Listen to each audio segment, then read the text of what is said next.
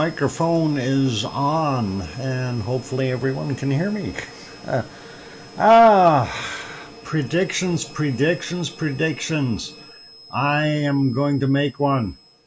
I'm going to say August 9th will be our next eruption. That's only because it's my birthday. But anyway, I have no idea when it will be, but it's interesting. Anyway, welcome on board, everyone. I'm your host, DrFox2000. You're watching VolcanoX live stream, and thanks for the welcomes and howdies and all those other things there from Sarah and Mars and Sue and aloha from not Hawaii and not. Okay, Hawaii and not. I guess that's not Hawaii. Same thing. And they're Dennis. And careful, don't poke your other eye out. You won't be able to see anything. And Dave's not here. Would be Sarah. Absolutely, it would be a wonderful birthday gift.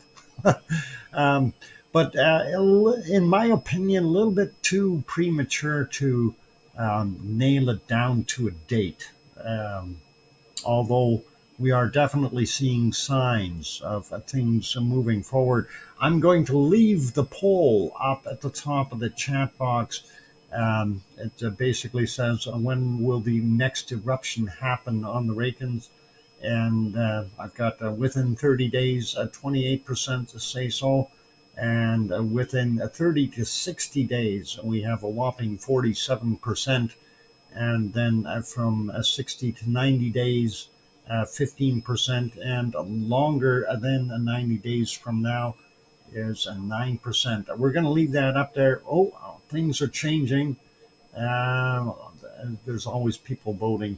And so far, it looks like 54 votes. So we'll leave that up there, and we'll look at it in a little bit, and should be pretty cool to see. Anyway, you probably noticed I changed the top left scene a little bit there to one of the other shots of the so-called sunny vent. And it was just cloudy and foggy over on the other side. They're getting all that weather stuff in from Schwarzenegger, I guess, steam or whatever it is. And it's probably cleared now, but they're basically done doing road work over there. We'll view that later on and not worry about it for right now. And let's get at things right off the bat. We did have a couple of reports, one that was a few days ago, and one that was from today, I believe. Yeah. So let's take a look at those first off, and thank you, Sue, for sending those in. And this was where are we here? There we go. Reykjanes volcano update, and this was on the 25th, on Tuesday. They were showing the new hazard assessment map there, and I guess for the most part, it's pretty much what it is. It says the National Weather Service released an updated risk assessment following the succession of the recent eruption, and noting changes in several areas. The risk is now rated lower in regions where the likelihood of lava flow and gas contamination has decreased. So, looks okay. And there at Schwarzenegger itself, and over at the Blue Lagoon. So, I think that place will likely reopen very quickly. They're going to have to redraw the map here again. So we'll see how that goes with these extra new roads in there. Pretty cool to see that. Anyway, let's leave that be. And I was trying to get my head around the other one here, and we'll open that up and let you kind of look at it. Changes in a vertical ground position of the Reykjanes Peninsula between June 13th and 25th of 2024. And that's basically what we're looking at. And, vertical ground change.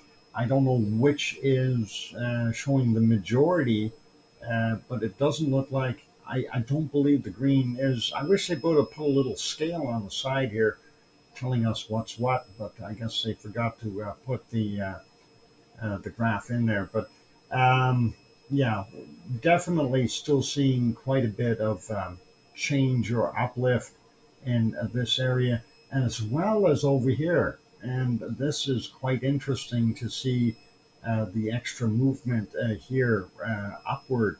So the whole area, really, the entire Reykjanes Peninsula is, of course, subject to a change. So that is very cool. And I don't know what that is. Pebble beach pebbles, something. Anyway, what's it say here? A few days after the end of the last eruption, there are signs that the volcanic system is getting ready for yet another eruption, possibly in the near future. This would then mark the fifth eruption of the Schwarzenegger system north of Grindavik. As magma continues to accumulate in the shallow reservoir underground, the ground swells and has now reached levels higher than before the beginning of the last eruption on the 29th. And I'm not sure if that is correct, that it's reached levels higher than that already. Maybe I missed something in the uplift chart. We'll have a look at that in a second. This is shown by the latest deformation measurements, both GNSS and INSAR satellite images that indicate the land uplift under Schwarzenegger, published by the Icelandic Observatory and displayed in the attached image. It displays a wave, interpolation image in ISAR for the period of 13th to the 25th of June, with an accumulated maximum of approximately 4 centimeters of vertical change. So 4 centimeters, pretty much coming up on 2 inches or an inch and a half at least. So that is grounds for concern, no pun intended there. Uplift, of course. The speed of deformation increased after the eruption ended because the influx of magma was no longer compensated by discharge of lava to the surface. So that's kind of what we mentioned before as the eruption stopped, that we would see that uplift or start to take off, and that's exactly what it's done. So that again is the image for right now. That's pretty cool, and we'll leave that one be, and let's meander over to our uplift chart. Since we've mentioned it several times already, I'm going to refresh it just to make sure that we are on the money here. And there was the level at the last eruption, and no, this is not anywhere near it yet. So this is why I kind of question what they wrote there. And, there's a considerable difference, but we are definitely on the way up, and it looks like it is heading up there at a fairly decent incline. And this is something that is subject to how quick is this thing going to go. So our little poll, that's actually why I put that up there today, is because, when I looked at this, I'm going, okay, that incline is starting to go up a lot faster than what we had previously here. So if we see that rate of influx, does that mean that we have a widening of the pipe that is feeding that? So the dike that's coming up to that point, is it getting bigger inside and allowing more lava to flow, or magma, I should say? So these are things to consider. And right now, of course, we have no way of telling yet what the actual flow rate is into that sill. And I'm sure they'll come up with some numbers in the very near future. But beautiful to see that it is on its way up. And I'm sticking with the week of July 25th through August 1st. Dave, I'm sticking to August 9th. That's it. That's the way it is. Um, I'm going August 9th. It's going to be my birthday present. That's all there is to it. The lava gods have spoken. Dennis, yeah, you're way too late. It's because you only got one eye to see out of it. That's why, Dennis. If you'd say August 9th as well, if it was right. Okay, August 9th. Yeah, we're going to go for that. Adele, no, that's too soon. I don't think we'll have enough uplift yet. We'll have to see. We need a couple more weeks on there. But it's all cool. Anyway, like I said, though, the rate seems to be on a steeper incline. Of course, down on the bottom here, you see the waviness that we had before, and there's a lot less waving here and a lot more pressure pushing up. I'm still uncertain of what we had going on in this particular event in here, why the fluctuation was so bad with the longer plus or minus lines here. So kind of making you wonder. But nonetheless, still a very steep gradient upward, and that's kind of what we want to see. For us who are in a hurry to see another eruption, let's go here. I'm going to refresh this. I haven't looked at that yet today. And okay, so magmatic, we're seeing on a downward turn. That's our purple color. And it seems to be kind of stuck somewhere close to that 3,000 line. Our seismicity, the light green, looks like it dipped below the line, and then we can't tell because of the other activity down low. The blue, of course, is our tectonic movement, and we may be seeing a little bit of a plate shifting or rumble down below. Nothing that is really spiking up. So likely not going to see any big earthquakes right away. Although earthquakes, they can come whenever they want, right? So we have absolutely no reasonable control over that, and well, we have no control over that. They come as a desire. And let's go over to the earthquake map and take a look. A little bit more activity today, or at least in the last 12 hours. This time it's indicating 34, which is a lot better. And just want to zoom out and look at the outskirts here. Don't see anything way out, so we'll deal with what we've got going on locally. And 1.06, 7.4 clicks down from 1031. 0.66, 5.1 kilometers down from 1104, then a 0.55, 4.6 clicks down from 1446, 1436, we had a 0.4, and 4.2 kilometers down for him.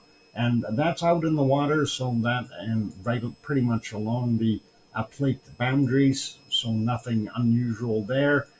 We're not seeing any quakes in this area, so whatever pressure or deformation is happening, it's not really affecting things too much. That we're getting some shakers. Over in Frankenfeld, we have a 0.45, 6.8 kilometers down, just about 6.9, right where it should be, and that is from 1657, and that could be part of the intrusion process into the Schwarzschild sill. And let's carry on. We got one right near Krusevik, and that's a 0.51, 4.7 kilometers down from 1214. And then we got a little cluster of four of them here, 1.19, 5.1 clicks down to 1102, a 0.9 from 6.4 clicks down at 1325. 0.95, 4.1 kilometers down from 1144, and a small 0.37 4.7 kilometers down from 1058 on the eastern side of Cliffordown Lake there. And next one is a 0.58, 5.2 kilometers down at 1249. Hey, and John Raper's here, welcome. And then we mosey on, and we've got a bunch of little stragglers up here. I haven't even said hi to the moderators. I should do that. Hey, welcome, moderators. Arizona Snowman and Piggy and Sue and C and D Boy and Yvonne Kunkel and Dura and Siggy and Gary at 24/7 Live. That's guys. Welcome, and welcome to all of you. In case I didn't say anything nice there earlier, I'm just on a roll, trying to get my head back into the game here after being gone for 5 days. Oh, that was so terrible. Anyway, this one is a 0.15, very small, and 9.9 kilometers down, 1801. 0.07, even smaller, 1.3 clicks down from 1422, and a couple here, 0.38, 7.7 clicks down, 1240. The other one is at 1217, a 0.63, 6.9 kilometers down. Yeah, I don't think Yvonne is on right now. I think she might be enjoying TV time or something right now. What's it in Germany would be 8 hours from now. So it's a 2 here. That's about 10 p.m. She's probably sitting there watching TV and having a brewski. Anyway, a 0.317 kilometers down, 1755. Hey, King Colin, welcome. And some activity here at Katla, a 0.46, 1 kilometer down, and 1109 is the time on that one. The other one a little bit bigger, and a likely ice movement, 144 meters down, and that's a 1.21 from a 1206. And moving up a little bit more, we see a couple out here in different places, 1.7, 6.9 kilometers down from a 938, and a 0.7, 2.6 clicks down from a 1946. This one over here, 1.42, 2.3 kilometers down from 1558, and nothing at, nothing at Grimsvatn directly, nothing at Bardabunga directly. Askja had this one, a 0.89, 3.4 kilometers down, and 1203 was the time on that. One right on Herdebreit is this one, a 0.56, 3.8 kilometers down from 1622. And then we've got a 0.54, 2.1 clicks down from 1238, and the other one is a 0.61, 1.1 clicks down, and that's from 1247. And or was it 1217? Did I mess that up? No, 1247. I got it right. I thought my dyslexia took over. And here we have a 0.2, 2.6 clicks down from a 2015. I'm not doing it again. I got to pay attention to what's on the screen. 1506, we had a 0.72, 1.6 kilometers down there. And then up in the north, in the water, a 1.1, 6.6 clicks down from a 2004. And looking at, in general, that's it. Easy going there in Iceland. And if we do go to that 24-hour mark, we only had 57 quakes in there. So not that much as far as quakes in the last little while here. And we didn't have any extras in our eruptive zone, if you will. So yeah, let's leave that be. All right, back to our volcano here. I'm just looking at time, and let's see what we can do here. Where are we going? I'm just wondering where I should go next. I don't know. Let's why is that one spinning? fix that. Okay. Oh, no, that's got commercials. I'm trying to find some of these, and apparently they all started buffering at the same time again. Where in the heck is, and I haven't had a chance to find the one in Hawaii. I was looking for that map earlier, couldn't find it, and now I'm unable to get too many commercials on here. Where is my Hawaii? Oh, it got bigger all by itself.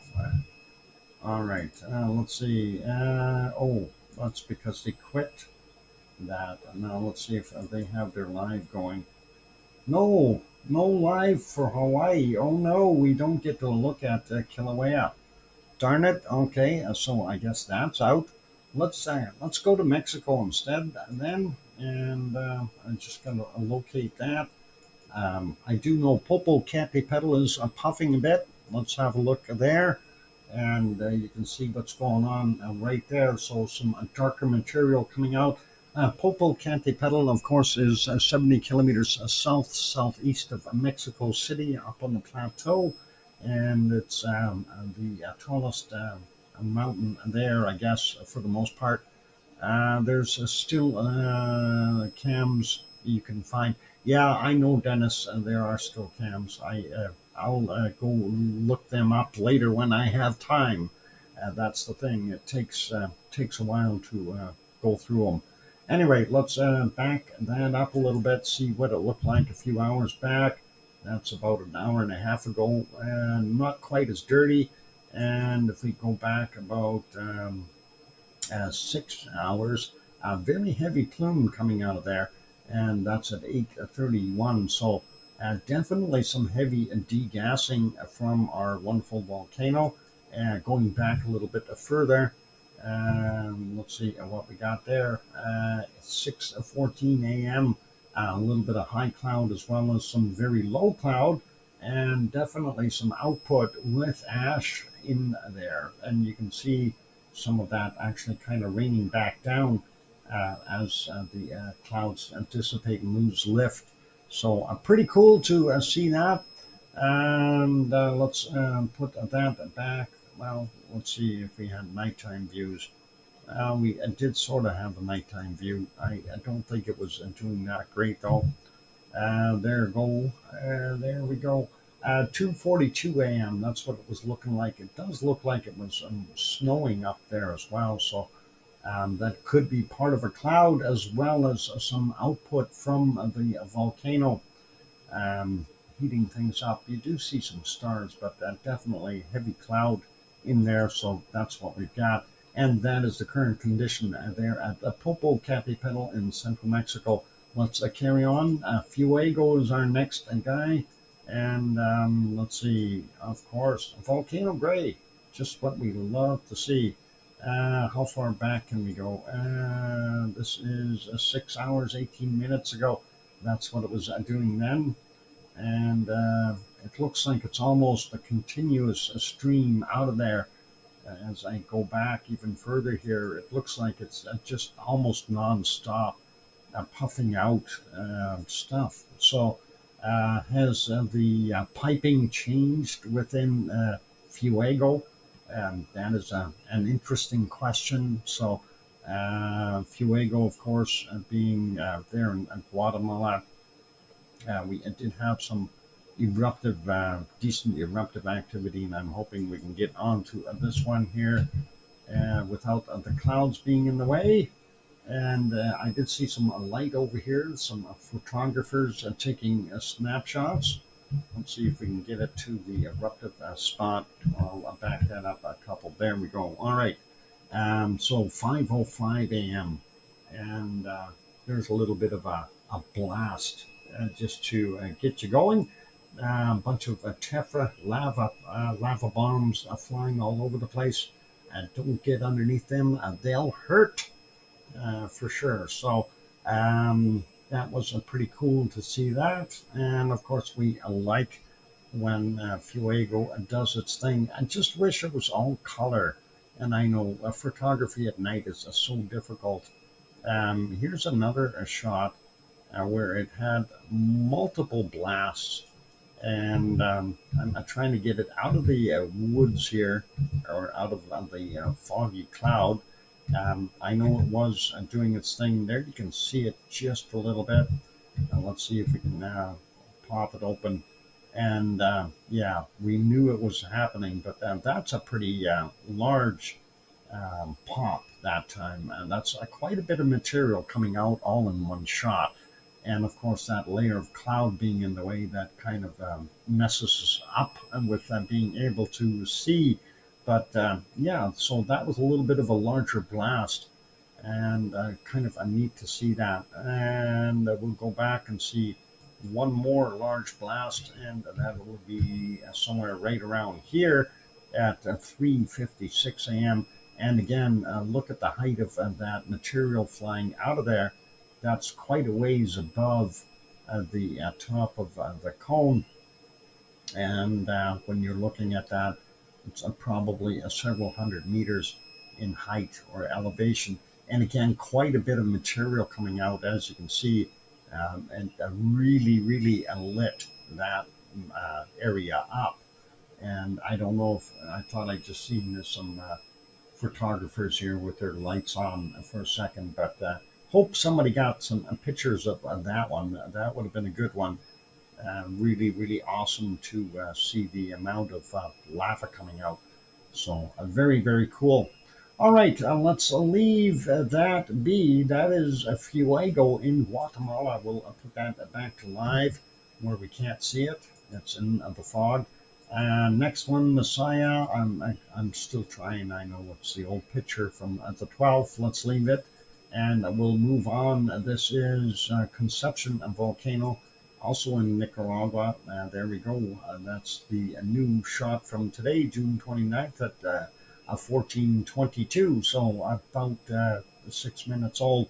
Anyway, looks like some interesting cloud work over top of it, but I don't know if that's from the volcano or just the weather coming through, or a combination thereof with a little bit of hot gas coming out the top and creating some condensation. Anyway, that is Conception in Nicaragua. Let's move on to the next one. This is Rincon de la Vieja in Costa Rica. And of course, we can't see it, so I'm not going to dwell on it. It is out in the jungles. And let's go on to the other one. And this is Poaz, a crater. Beautiful view today, also in Costa Rica. And looking at pretty awesome. And they're the just switch shots. So that is not the norm that we see, right? The norm is pretty bad.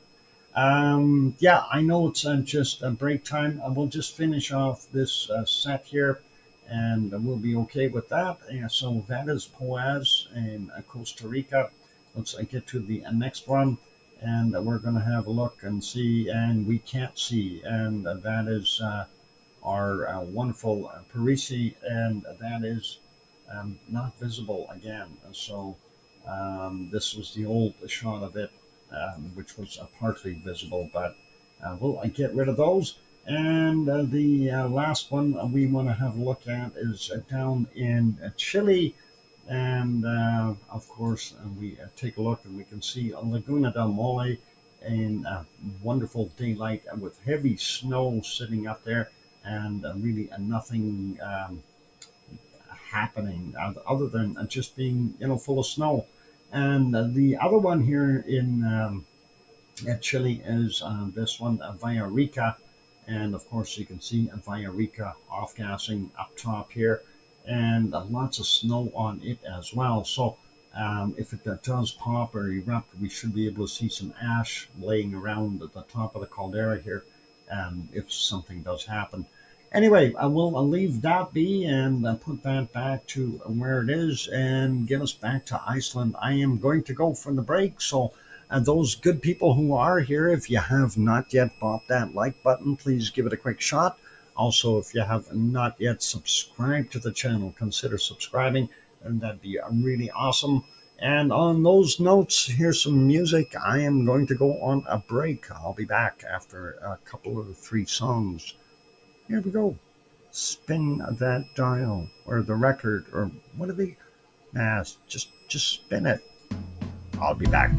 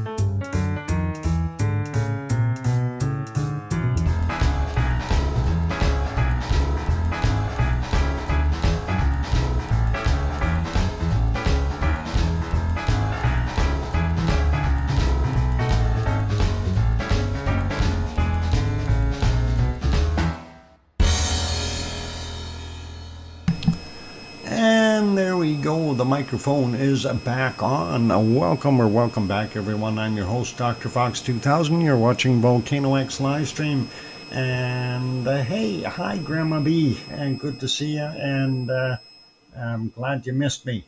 and I'm happy to be back, which is a little better. Anyway, thank you for the welcome back, sir, from Sue and Dennis. Aloha from a location that is warm, humid, but still not Hawaii. I don't believe you, Dennis. I think you've got igloos outside and you're not telling anyone. And thank you, Alba Girl, and Henry, and John Raper, and King Colin, and Dave, and Mars. And yeah, I don't know. What's your temperature there, Dennis? I'm curious. Anyway, my Wi-Fi went out. Cable TV worked okay. Just the Wi-Fi. Darn it, I hate when that happens. 33 degrees Celsius, 91 Fahrenheit for Dennis. And he's complaining. He should be out suntanning. What's going on with that guy? Hey, Dennis, it's only 56% relative humidity, and that means it's kind of a dry heat. I know, and that is all good. Yeah, a little bit of fun. All good, all good. All right, so Sue sent me something here from Active Nature. Let's take a look at it real quick. And for those who don't know about Active Nature, he has a bunch of good things in there, and I've just pinned the message right underneath our poll, so at least that's where it should be up top there. And I will let this play with audio, so I haven't heard it yet.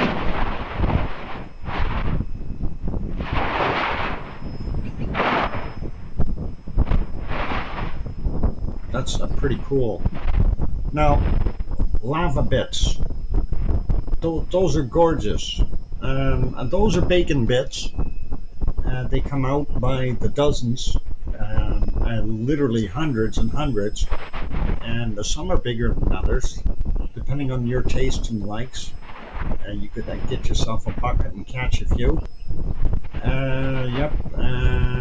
Ain't hot until 3 digits. Dennis. Yeah, flying tephra. That is some pretty awesome lava coming up out of there. And yeah, that is, I was going to say that's cool, but it's not. It's probably about 1100 degrees Celsius, if not a little bit higher, but cools off very quickly as it gets out of the spout and flies around. No rain here for about 2 weeks, getting a very crunchy.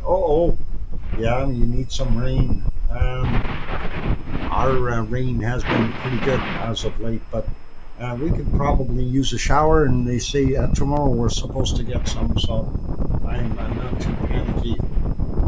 Anyway, love looking at this lava coming out of Etna, and that is absolutely gorgeous.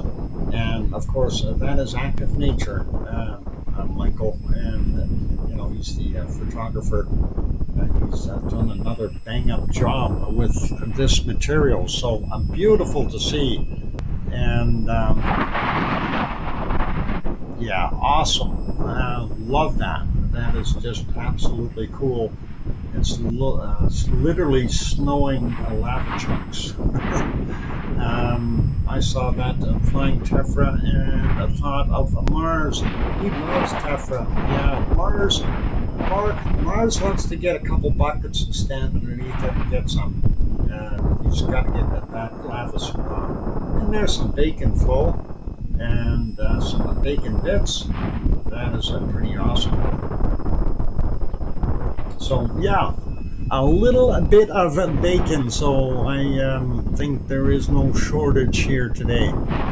Being able to see that this video was about 5 minutes in length. We're about halfway through it, so a little bit more to go, and I think that is pretty awesome. Like really cool. And again, if you know, the link is up there in the top of the chat. if you have not yet got on Michael's Volcano channel, please go over there and subscribe. He's now got 2,420 subscribers or thereabouts, so he is growing leaps and bounds, and we're really enjoying the fact that he is growing and continuing to grow. So, go put in the comments there that you came from over here, and at least he knows that we are well in support of him, and hope his channel continues to flourish and grow. And that is what we want to see. So yeah, 2,400 subscribers and climbing, and he had 243 when I first got on there and started showing some of his videos as well. And of course, it didn't take long for us to get him over top of that. A little bit of free advertising for him to get him over that 1,000 mark, and after that, things get a little easier as he is showing some really, really awesome content. And like I said, if you haven't yet subscribed to Michael's channel, please go over there and do that.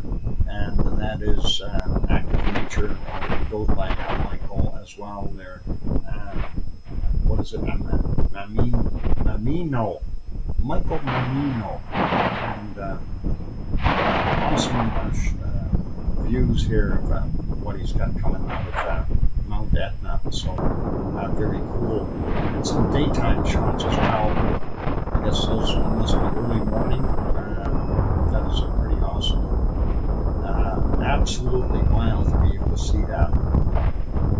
And there you can see the little bit of lava flow, and of course the way that tephra just kind of plunks down and lays there and does its thing. It's really not going anywhere. It's building a cone. And once the cone gets too heavy and too much action, of course the cone will collapse outward or inward, especially with these blasts that are coming out of here. And if it does seal itself up, it'll pop the cork again. So it's got the pressure to do it. And that is pretty cool. Or hot. Again, very hot. And that's just about the end of that video. So big thank you to Michael there. We haven't seen how bad this is. We'll leave that one be. And we'll get back to our other stuff here. So where were we now? I'm trying to think of where we end. We got through our stuff there at North and South America. So moving on, we don't have any views of Hawaii. Let's go take a look and see what we have in the other locations here at where are we here? I'm trying to find the right page. There we go. And of course it's late at night there for those guys. 3:52 at Merapi in central Java, Indonesia. And as you can see, some really, really super heavy clouds right over top of the volcano. And unfortunately, I don't think our visibility was going to be much of anything. If we go back a bunch here, you can see everything is kind of clouded over. And that kind of makes me wonder, is that all moving in, or is that partially the volcano? But when you look at the stuff from earlier, and not looking good as far as being able to see anything at all there. So that's kind of what Merapi is doing right now, hiding from us.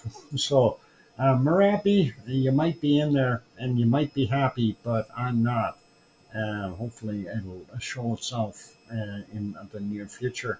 Make that one smaller. Let's go on to the next one. I don't believe Madam Rutsa has anything up for the 28th or so. Hang on. All volcano update of the 29th. Let's see what she's got there. It's doing something. And we're at a slightly different angle here looking at it. It is blasting a bit. So you can definitely see the plume, even though we got a jiggly camera. They may be driving along or something and trying to film at the same time. A little shaky there. But okay, so I'm still going to give it a thumbs up. It does give us what's going on, and that is all cool. They do have their chat going down on the bottom as well. So let's leave it there. And thank you, Madam Rutsa, for that update. And let's go on to our next one, and that is Mount Ruapehu. And let's see if we can get that visible. And well, not really. We have some horrible cloud there. Ooh, if we go back, we do see a nice silhouette just at sunrise, and you can tell there's a fair amount of snow on there. Although with the silhouette effect, it's hard to see exactly how much is sitting there. But nonetheless, it does show us that it is there and doing its thing. If we go back a little more, yeah, a little harder to see with less light as the day started for those guys. But yeah, definitely a bunch of snow on there, so their ski season may be starting soon. Putting that back on live and making it smaller. Let's go to our next one, and that of course is there in Chalpo, and of course we all enjoy having a look at our flea market. And yes, indeed, a lot of people there coming out today. I guess a little bit better weather. It looks a little cloudy or foggy, but typically you would see Mount Ruapehu on a clear day out in the background here. The lake is the caldera for Taupo, the volcano. And of course, the weather there 43 Fahrenheit, 6 Celsius, kind of cool. The wind is blowing from the southeast at 3 miles per hour or 5 kilometers per hour, and humidity 87%. And yeah, it looks like some of these people are wearing some really, really warm clothes. So that is all good. At least they're staying warm, getting their fleas. And I'm hoping that they've put heaters out for the fleas and that they are keeping them in heated cages because, that kind of temperature is detrimental to fleas. Lots of itchy dogs. How do you know that, Dennis? I don't see a single. Oh, hang on. I do see a dog right there. There's a dog. He's getting himself some first-class fleas. Some artesian fleas because they're better than the other regular ones. Yeah, I haven't seen the dog scratching though, so he must not have any yet. Give it time. Give it time, right? Anyway, that is our wonderful Taupo there and the North Island of New Zealand, kind of in the central part, and looks pretty good. Everything is quiet and happy flea market goers. So we'll leave that there. And that takes care of that segment. And the next place that we will likely go is over here. Hey, there's an ice cream boat already docked and another one coming in.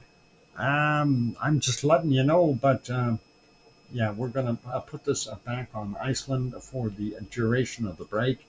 But for anyone who needs to know, the ice cream boats are there. Go on, 3 minutes. Yep, I'm going to go take that break right away. So double ice cream boats, head on down, and we'll put you back here. We know the bolts are in place, so Sue is going to run and get some ice cream, and we'll go back to Iceland and keep an eye on it as things are, yeah, you never know, progressing. Let's see. All right. Well, for those good people who are here, if you have not yet bought that like button, give it a quick shot. Also, if you haven't yet subscribed, consider subscribing. That'd be awesome as well. On those friendly notes, I'm your host, Dr. Fox2000, here in Edmonton, Alberta, Canada. I'm going to go take a break. And after the break, I'll come back with some bacon seeds. Oh, and we got some other horrible pictures to show you. Tom. Oh, actually, Tom is here. Yeah, I don't know if it was no, it's a Pepper that's here. Pepper, that was really really mean with that poor little pig. Boy, we've got photographic evidence of how nasty Pepper really is towards other animals, and we're going to have to figure this out and see what we can do. But I have a bunch of shots, and I don't know what happened, but I hope somebody intervened and saved a little piggy. But no one was hurt, Doc. I have Oh, okay. Well, as long as you were being nice there, Pepper, because that is important. But we're going to show those photos as well, and we'll let the audience be the judge, because that is important after all. All right, I'm going to go on that break. Keep smiling, everyone. And you're probably going, what the heck is he talking about? But you'll see. Anyway, if you haven't subscribed to Active Nature yet, consider doing that too. And here's a couple of songs, and I'll be back after that. Going to take that little bit of a break. So here we go.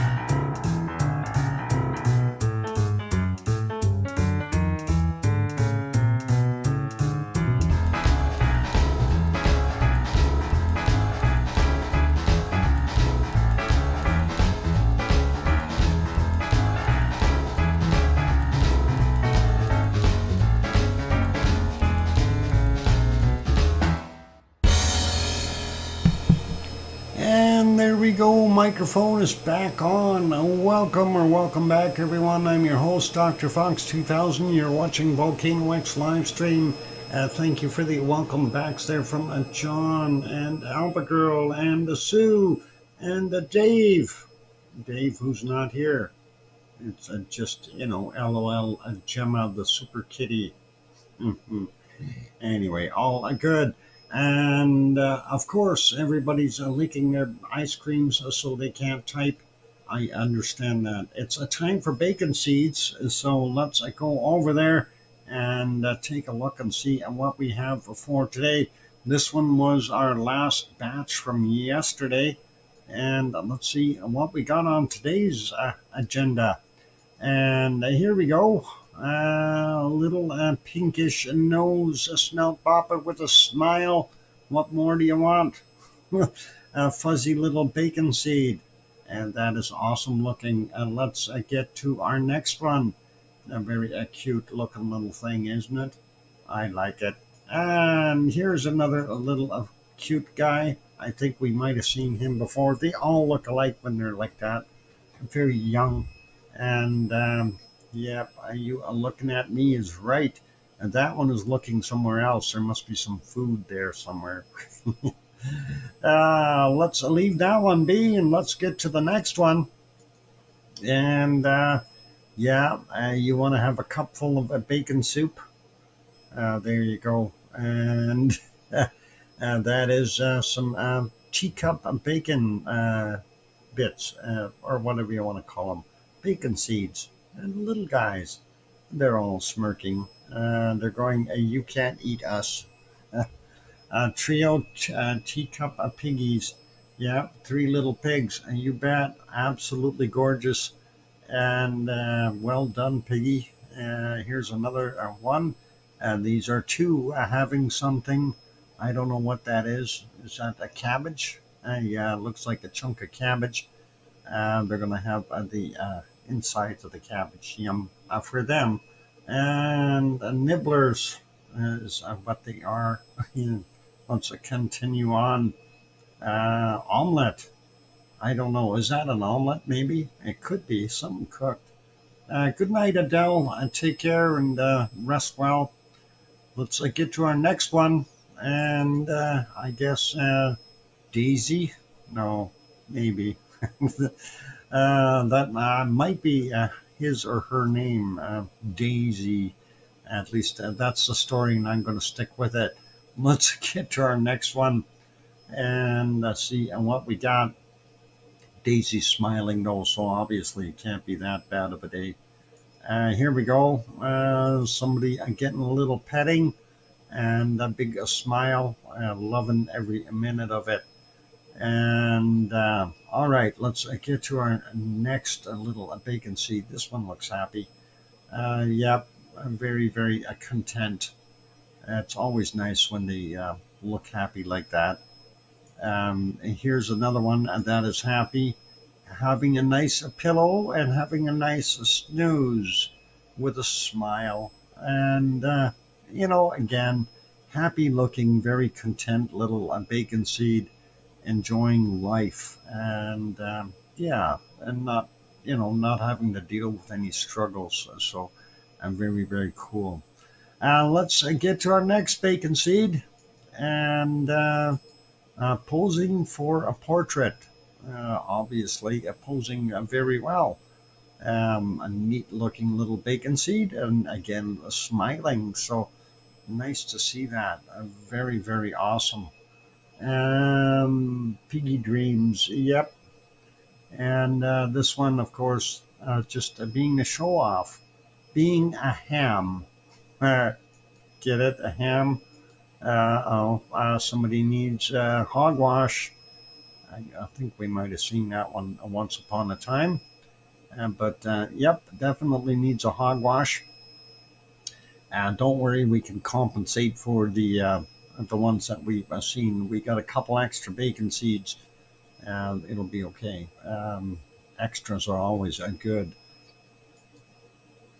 And I think we might have seen that one once before too. But like I said, we got a couple extras here to make up for that. And let's take a look at what our extras are. This one's just having a ball of fun. And yeah, likely needs to have a little bit of a hogwash. That ball looks like it's dirty too. So might as well take the ball. And having a ball, yep, you bet. Here, and that was supposed to be our last bacon seed, but here's the first of the extras. And it's a mama with her little ones.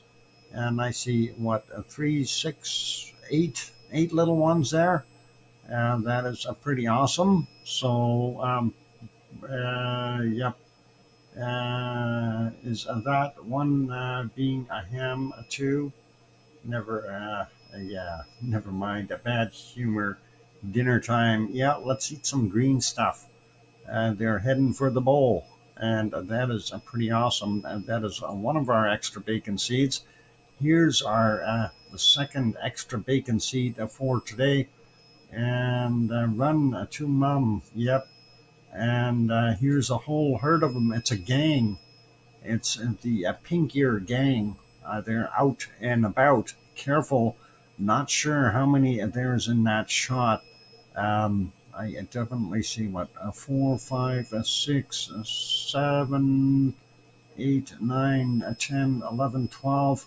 At least a dozen. At least a dozen in there.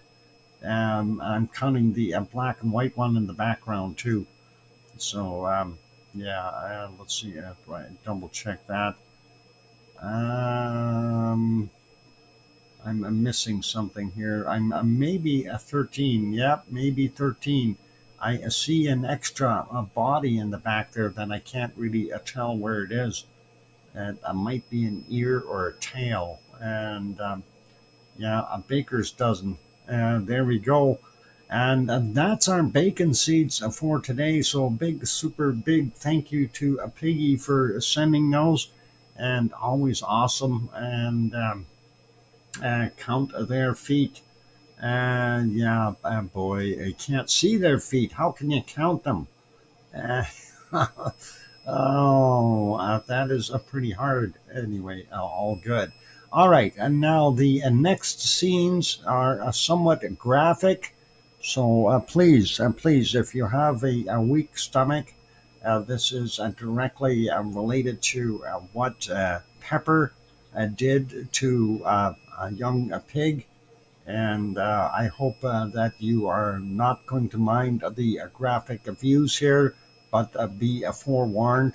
Viewer discretion is advised. You can discuss viewing it or not. Anyway, here's the first one. Here's our victim. This is his name or her name is Oink.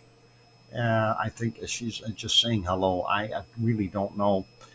But that is Oink. And apparently Oink is going to get, well, it's graphic. It's really seriously, it's a graphic. Anyway, Oink is saying hello, Oink Oink, of course. And then Oink got nervous all of a sudden. And Oink realized that there was a dog there somewhere and said, "Oh, a dog, yikes." And it was scary. It was really, really scary for Oink. And then, of course, the inevitable happened. Oink tried to get away, and this is what happened. And Oink is screaming for its life, screaming, "Help, help, Oink." And nobody's helping. And apparently it's just not happening. And it just kept on progressing. And then we, of course, got the final shot here. And after that, it was too gruesome to show anymore. And there you go. It says, "Help, save me, help." And that is it. So, and of course, the dog in question, that is Pepper.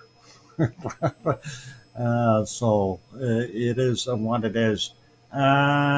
Piggy has not responded to the email yet, Doc. Hope she did not pass out when she took a look at the pictures. I hope Piggy is okay.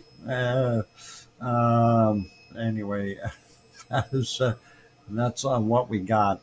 Thanks for sharing those, Tom. Appreciate that, and hope you didn't mind me putting the little captions on there. Just thought it'd be a little bit of fun, you guys. So all awesome. Anyway, let's leave it there, and that is cool, and all a little bit of fun, you guys. That's all that there is to it, and. Of course, no pigs were harmed in the making of those photos. I don't think any dogs were harmed either. So all good. Anyway, let's go over to. We already had a look at the other areas there, Indonesia and that. So it's off to the Japan. How about there? Ice cream boats are still in. So if you need a refill on your ice cream, you're certainly welcome to head on over. And both ice cream boats still docked, which is pretty awesome. Let's take a look at what's in the background here. Well, we can barely see it. Sakurajima volcano, and unfortunately the cloud is low again. Oh, somebody's going for seconds. That is awesome. And get your ice cream while they're still there. And hey, Susie popped in as well. Welcome, Susie. And let's get to the next one here. And this should be without commercial. Oh, no, it's still with commercials. Let's skip the commercial. Skip. There we go. Not good visibility from this angle. And of course, Sakurajima is just across from Kagoshima. And it is not really overly tall, but that cloud is fairly low. They are very close to the water. Oh, well, they are on the water. Never mind, they're close to it. As we go back, that was midnight. This is about 10:44, 10:45 last night, and then a little bit better there earlier last night. But you see a little bit of a degassing, nothing really crazy going on. So that's roughly the last 12 hours worth, and this is the current situation. Nothing really to observe or see erupting. Let's make that smaller. Let's go to our next one, and this one is ASO. And of course, ASO is visible, but we do have a lot of cloud up top, making it not so nice there. And we do see it still degassing quite a bit, a lot of steam. Likely a bunch of rain fell back in there and kept that all going. Hey, Hermione and Fluffy is here. Hermione, welcome. Lisa Lynch also here. Hi, Lisa. And I think we got most of you guys there anyway. Yeah, so a little bit of a degassing there. Let's see what it looked like about hour and a half earlier, roughly, as the sun starts coming up. You can see it was still doing its thing then. And I think during the night, very hard to see, but yeah, it was still doing that. Don't see any glow of lava though on that shot or this one. So likely whenever rain they've been having and stuff is probably crusted over the top areas and even further back in time. Not able to see it because of the cloud. So yeah, if the lava gets crusted over, turns black, of course, it's not going to emit much light at all. And that is what we got. Wow, Lisa, thank you. Go Steelers. And there you go. And thank you very kindly for that wonderful $10 super chat, Lisa. Just going to write that down and appreciate that, Lisa. Very kind of you. And go Steelers. Steal some stuff. Yay. Oh, cool. Awesome. All right. So, yeah, ESO doing its thing, continuing on. I haven't heard of any eruptive potential there. So, all good. And let's make that one smaller. Let's go to Asama, see what Asama is doing today. And in the clouds. And are we going to see anything from Asama? It doesn't look like it. Nope, definitely not a good day for Asana. Getting all the way back through their night and back into the late evening. Very cloudy there. So no visibility of Asama. Let's leave it as of that. And volcano gray. It's raining. And let's go back here. One of the ice cream boats is departing. The other one is still docked. So if you haven't got your ice cream yet, you may still have a chance to be able to get down there and get it. But let us return ourselves to where are we going? Well, we'll go over here to this place. We might have seen it before. It's called Iceland. We'll go take a look at that. Going to do a quick volcano report as soon as I find where the heck it went. There it is. So, yeah. A volcano report for late Friday's volcanic activity. We had two volcanoes on the list. Nevado del Ruiz in Colombia, new volcanic ash emissions to 20,000 feet, 6,100 meters, reported at 2,200. And Sangay in Ecuador, new volcanic ash emissions to 19,000 feet, 5,800 meters, reported at 2,200 last night. And for Saturday's volcanic activity, we have 11 volcanoes on the list, starting out with Sabancaya in Peru. Puff emissions to 24,000 feet or 7,300 meters reported at midnight. Intermittent emissions to 24,000 feet or 7,300 meters reported at 6 a.m. And sporadic emissions to 23,000 feet, 7,000 meters reported at 1,800. Next is Reventador in Ecuador, new volcanic ash emissions to 14,000 feet, 4,300 meters reported at 1:45 a.m. Next is Semeru, East Java, Indonesia. Volcanic ash emissions observed to 15,000 feet or 4,600 meters reported at 2 a.m. And then a volcanic ash to 15,000 feet or 4,600 meters reported at 13:45.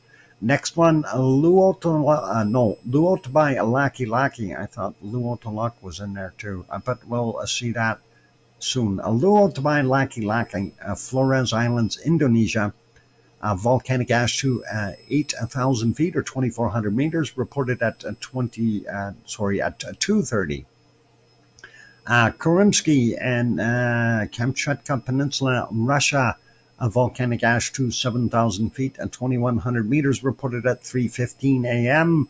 Then Eoba in Vanuatu is a low-level eruption observed to 10,000 feet or 3,000 meters, reported at 3:45 a.m. Then eruption observed to 11,000 feet at 3,400 meters and reported at 10 a.m. Next is Ibu on Halmahera Island in Indonesia. Volcanic ash emissions to 10,000 feet or 3,000 meters reported at 4:30 this morning, and then a volcanic ash to 11,000 feet or 3,400 meters reported at 13:15. Next is Nevado del Ruiz in Colombia. Light volcanic ash emissions to 20,000 feet, 6,100 meters reported at 9:15. And then a new volcanic ash emissions to 20,000 feet or 6,100 meters reported at 1900. And then we have a separate report for Etna and Schwarzenegger we already looked at, and Sangay in Ecuador. No volcanic ash observed, reported at 10 a.m. And we are very close to the break, so we do have some other reports from a previous that we wanted to go look at, but we're going to save them for after the break, so that'll be okay for that. And it's just about break time, so for those good people who are here, if you have not yet bought that like button, that'd be really, really awesome if you could hit that. Also, if you have not yet subscribed, if you're enjoying the show, please give the subscribe button a quick bop. Turn it from a red to gray or whatever color it goes nowadays. And don't forget to hit that bell notification. That way you know when we're on. And on those friendly notes, time for me to go take that break. Here's some music, and I will be back after a couple of songs. Keep smiling. Thanks.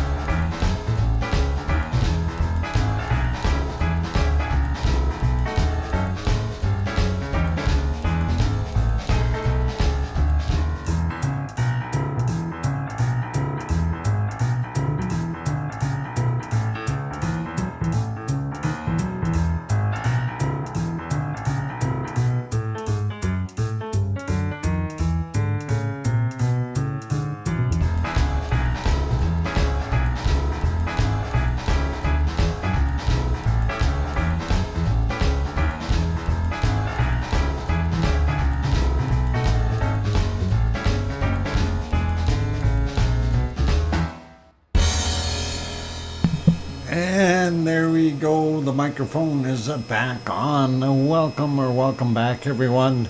Glad to have you on board. Dennis, what's the matter? What burst are you talking about? And what a broad burst?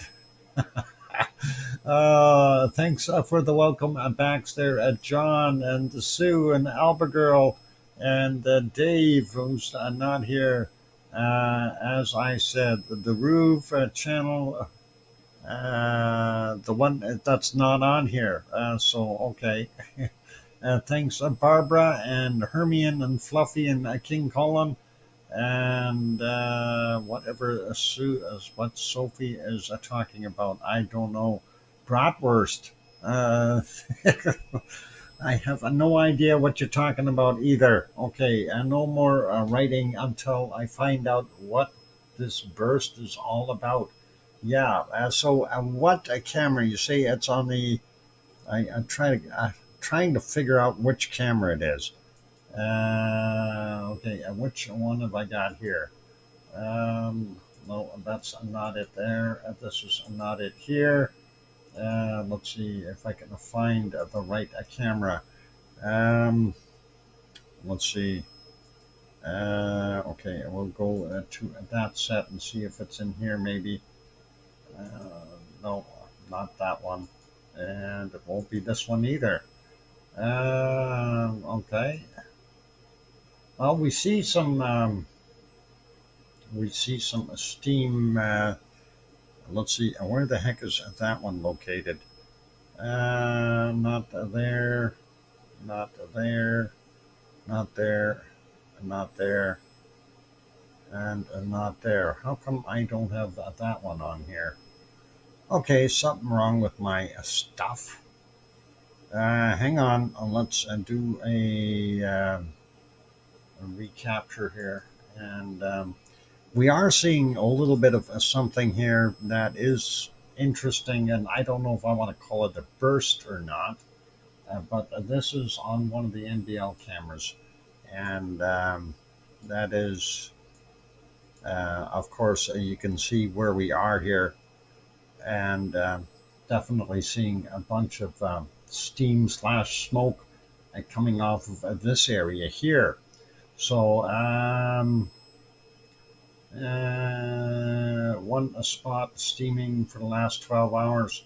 Well, yeah, this area here, of course, there's your berm along there, and that's Grindavik over here, and we're on the east side, slightly northeast of Grindavik, looking to the southwest, kind of, and that's what we're seeing there from the MBL cam. And that is a little bit of a steamy output there. I don't know if there was other stuff elsewhere. I was trying to find that other camera, but it's just too many cameras open and hard to find anything without ruining something somewhere along the way. So I'm trying to be careful with what I'm doing. Anyway, we had the volcano report. And basically, it's time to go over and take a look at what. Oh, we wanted to look at the other things here. Let me get to that page. We wanted to look at the other reports that we had from different places. So we'll start out with the Etna one. And this one was, okay, Saturday the 29th, of course. This is kind of similar to what we were seeing from active nature, vigorous spattering from the intra crater event in Veringen, if I said that right, on the 28th of June. So that is Mount Etna definitely doing its thing.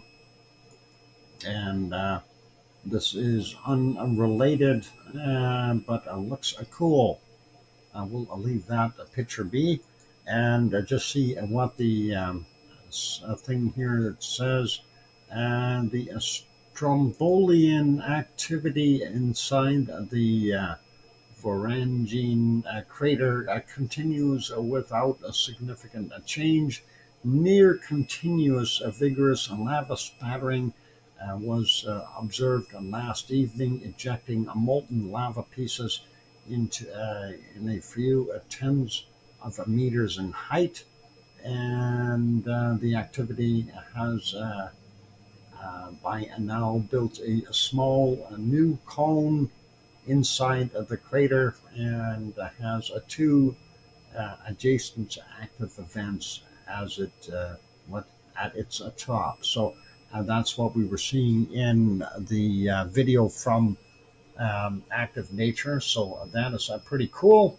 Let's leave that one be. Let's go to our next report, and that is the one for our wonderful Luotalak. And the Luotalak, of course, doing its thing, and they are showing where not to be, where to be, and what you shouldn't be doing. Anyway, that's where Luotalak is, and doing its thing. And let's see what else we got. This is unrelated. Let's leave that alone. And based on the latest PVMBG instrumental monitoring data, uh, but a decrease in activity of the volcano led to the lowering of the alert level from a 3 to a 2 as of June 23rd. The warning bulletin states that ballistic impacts of lava bombs, pyroclastic flows, and debris avalanches could affect an area of about 2.5 kilometers distance from the southeast and western sectors. So, yeah, stay out of those zones. Western sector over here, southeast over here, of course, the purplish or darker color, pinkish area here, and definitely the flow paths. So watch out if you're there. And that's a little to luck, and we'll leave that one be. Next one, Home Reef Volcano. And we're going to have a real quick look at that. Home Reef Volcano, Tonga Islands, a lava flow eruption continues. And when we look at this shot, watch in here, you see how much more it was just a little bubble before. And now we got probably a third of the island sitting there now, definitely growing. So very, very cool to see that increase in size so tremendously. The lava extension to the east is forming a new pancake-like shaped lava delta. And the image, of course, Sentinel-2, looking at the little 50-meter mark up top here, gives you a little bit more of an idea how much that has grown. And that's certainly more than, I'd say, 150 meters. And the up and down here is probably even greater than that. So definitely a new land being developed there. We'll know next week, Colin. I'm negotiating right now with the High Council of Tonga, and we're at it. And they apparently they want a big cut, and I told them, so well, hang on here. You know, what if it goes hunga tonga? And they kind of looked at me funny. You know, it wasn't a very fruitful meeting. Just because I kept on bringing up Hunga Tonga and said, you know, what happens if it blows up? And they kind of just looked and go, Anyway, let's leave that be and see what the verbiage is there. What's this one? This is not this. This is a Mount Etna. That's unrelated. Let's leave that be. Let's see what it says here. The effusive eruption at the volcano continues. The lava flow continues to feed the new pancake-like delta on the east, enlarging the island's size, and detected in the latest Sentinel-2 imagery from June 25th. As of this date, the new lava delta covers approximately 0.03 of a square kilometer. So Yeah, 300 meters by 300 meters. And yeah, going to be interesting to see. Hang on, that's no 0.03. That might be wrong too. My bad math. Anyway, so a little bit of activity there, but we'll have a price per acre soon. Let's get to the next one. And the next one is Ibu. And Ibu is always happy.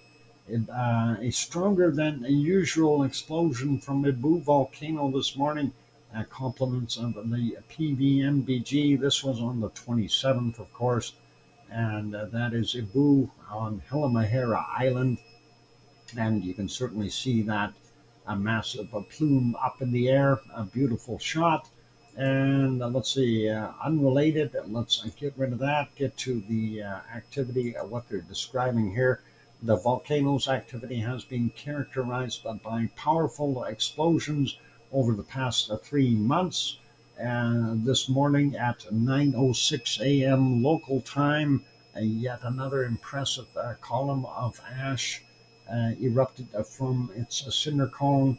The powerful eruption triggered a 4 kilometer or 13,100 foot high ash plume spewing ash emissions up to 5.3 kilometers or 17,400 feet in altitude in the northwesternly direction, I guess. The in the level of 3, people are advised to stay clear by 4 to 5 kilometers. In other words, don't go near it. And the warning bulletin states of Bahar's mud flows that could occur with heavy rainfall remobilizes the fresh ash deposits and may threaten to inhabit areas. Okay, so yeah, don't get too darn close and stay out of the mud flows. All right, the next one is Urta Ale, and this is going to Africa. So there in the Danakil Depression, there is Urta Ale doing its thing. Let's see, Sentinel-2 is a busy satellite taking all kinds of pictures. The new lava flow from the Hornito in the northern pit crater, and you can see that right there. So some fresh lava, and that is cool. And unrelated, so let's dolomite, white crystals, dolomite. I don't know what's the dolomite used for. Rich layer with dolomite. Okay, I have no idea what it's good for. Let's see. And what's it say here? This guy's pondering it in his sleep. Let's get rid of him. He's just sleepy.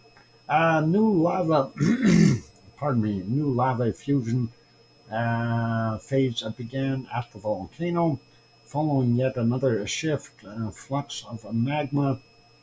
The lava resumed in the northern pit craters Hornito recently, generating a lava flow to the southwest of the main lava source.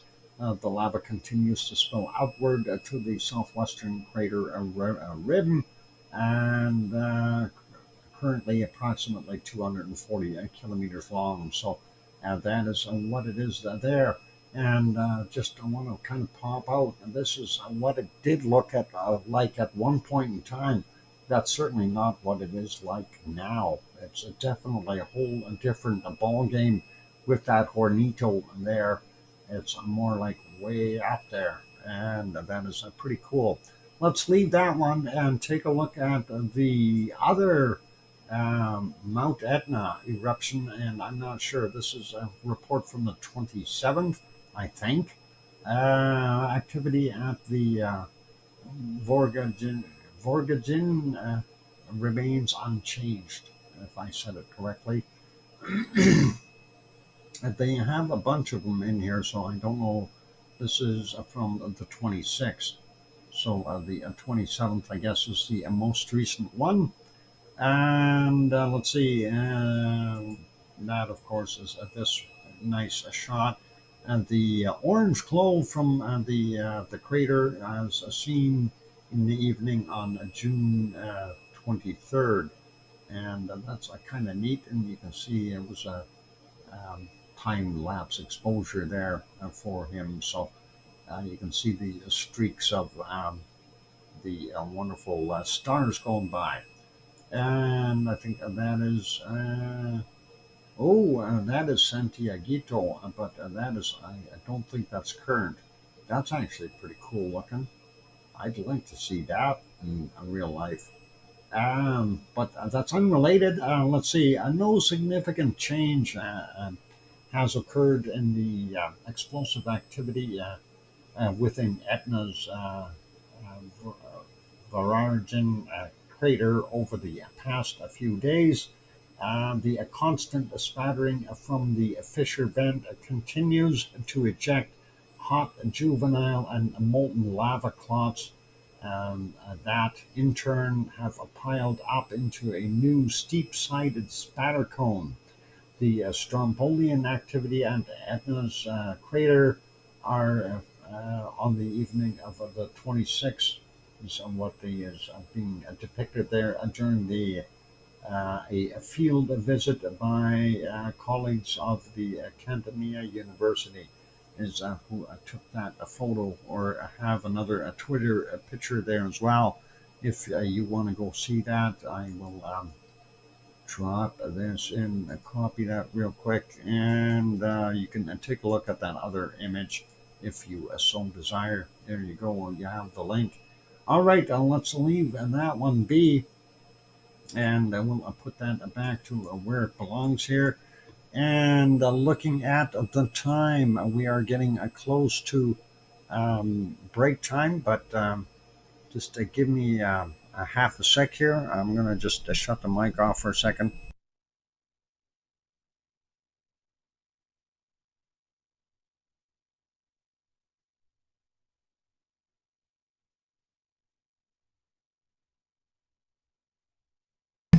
There we go. Okay, better. I had to clear my throat a little bit and have a swig of Pepsi. You didn't need to hear that. All right, let's go over. Did we have a look at earthquakes? No, we haven't. Let's take a look at earthquakes real quick.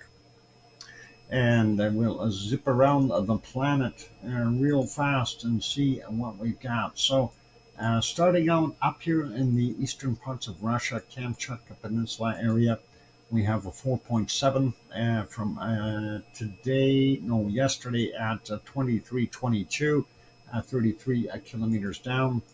And that's kind of right in the middle there, so not anything too big.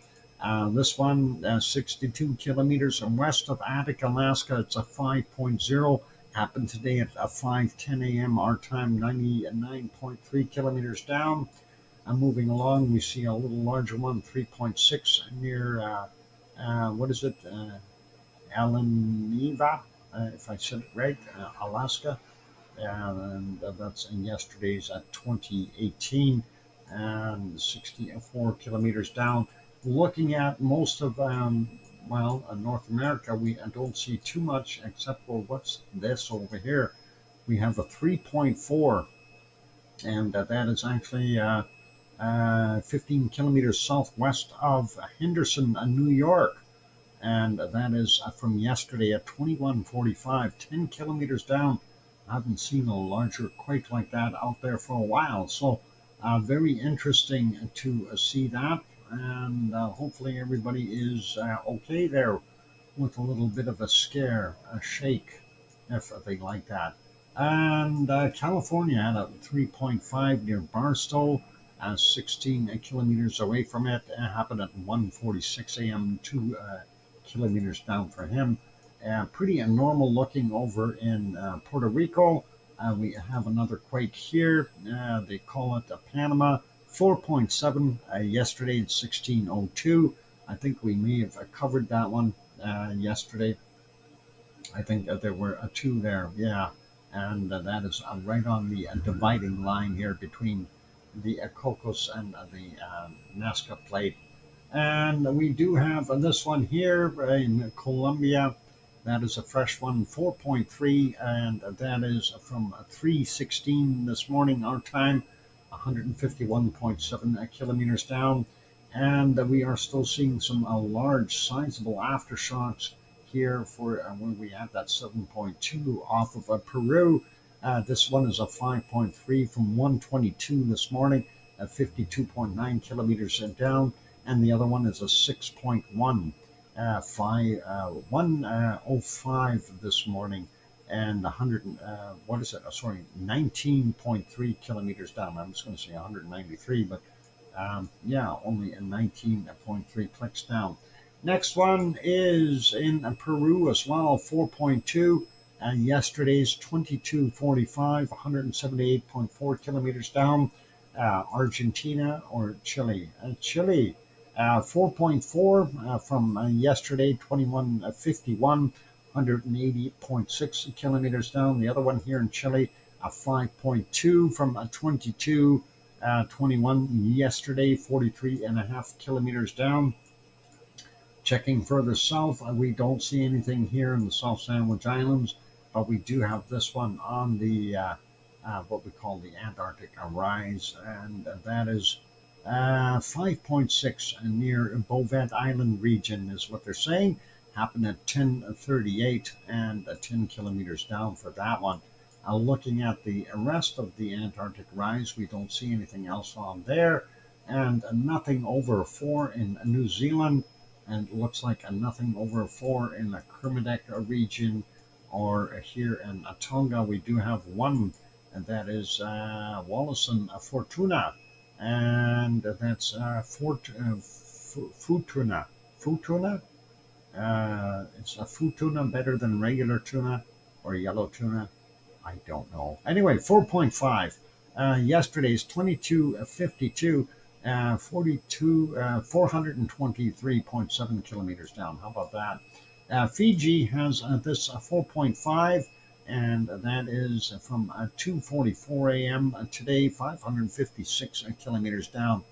And what happened to the bumblebee tuna? I didn't know bumblebees had tuna. That's interesting. Papua New Guinea had this one here, and that's a 4.5, and happened yesterday at 23:16 at 10 kilometers down.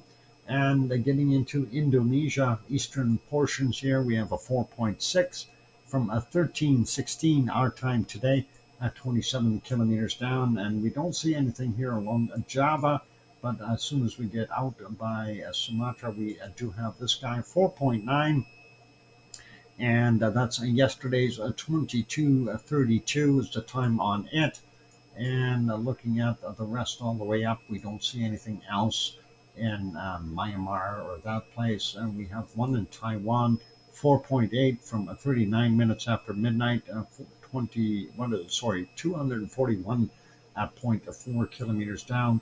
And that brings us back up into Japan, and that's partially the Coral Islands as well. 4.9 here, and that's 49 minutes after midnight our time.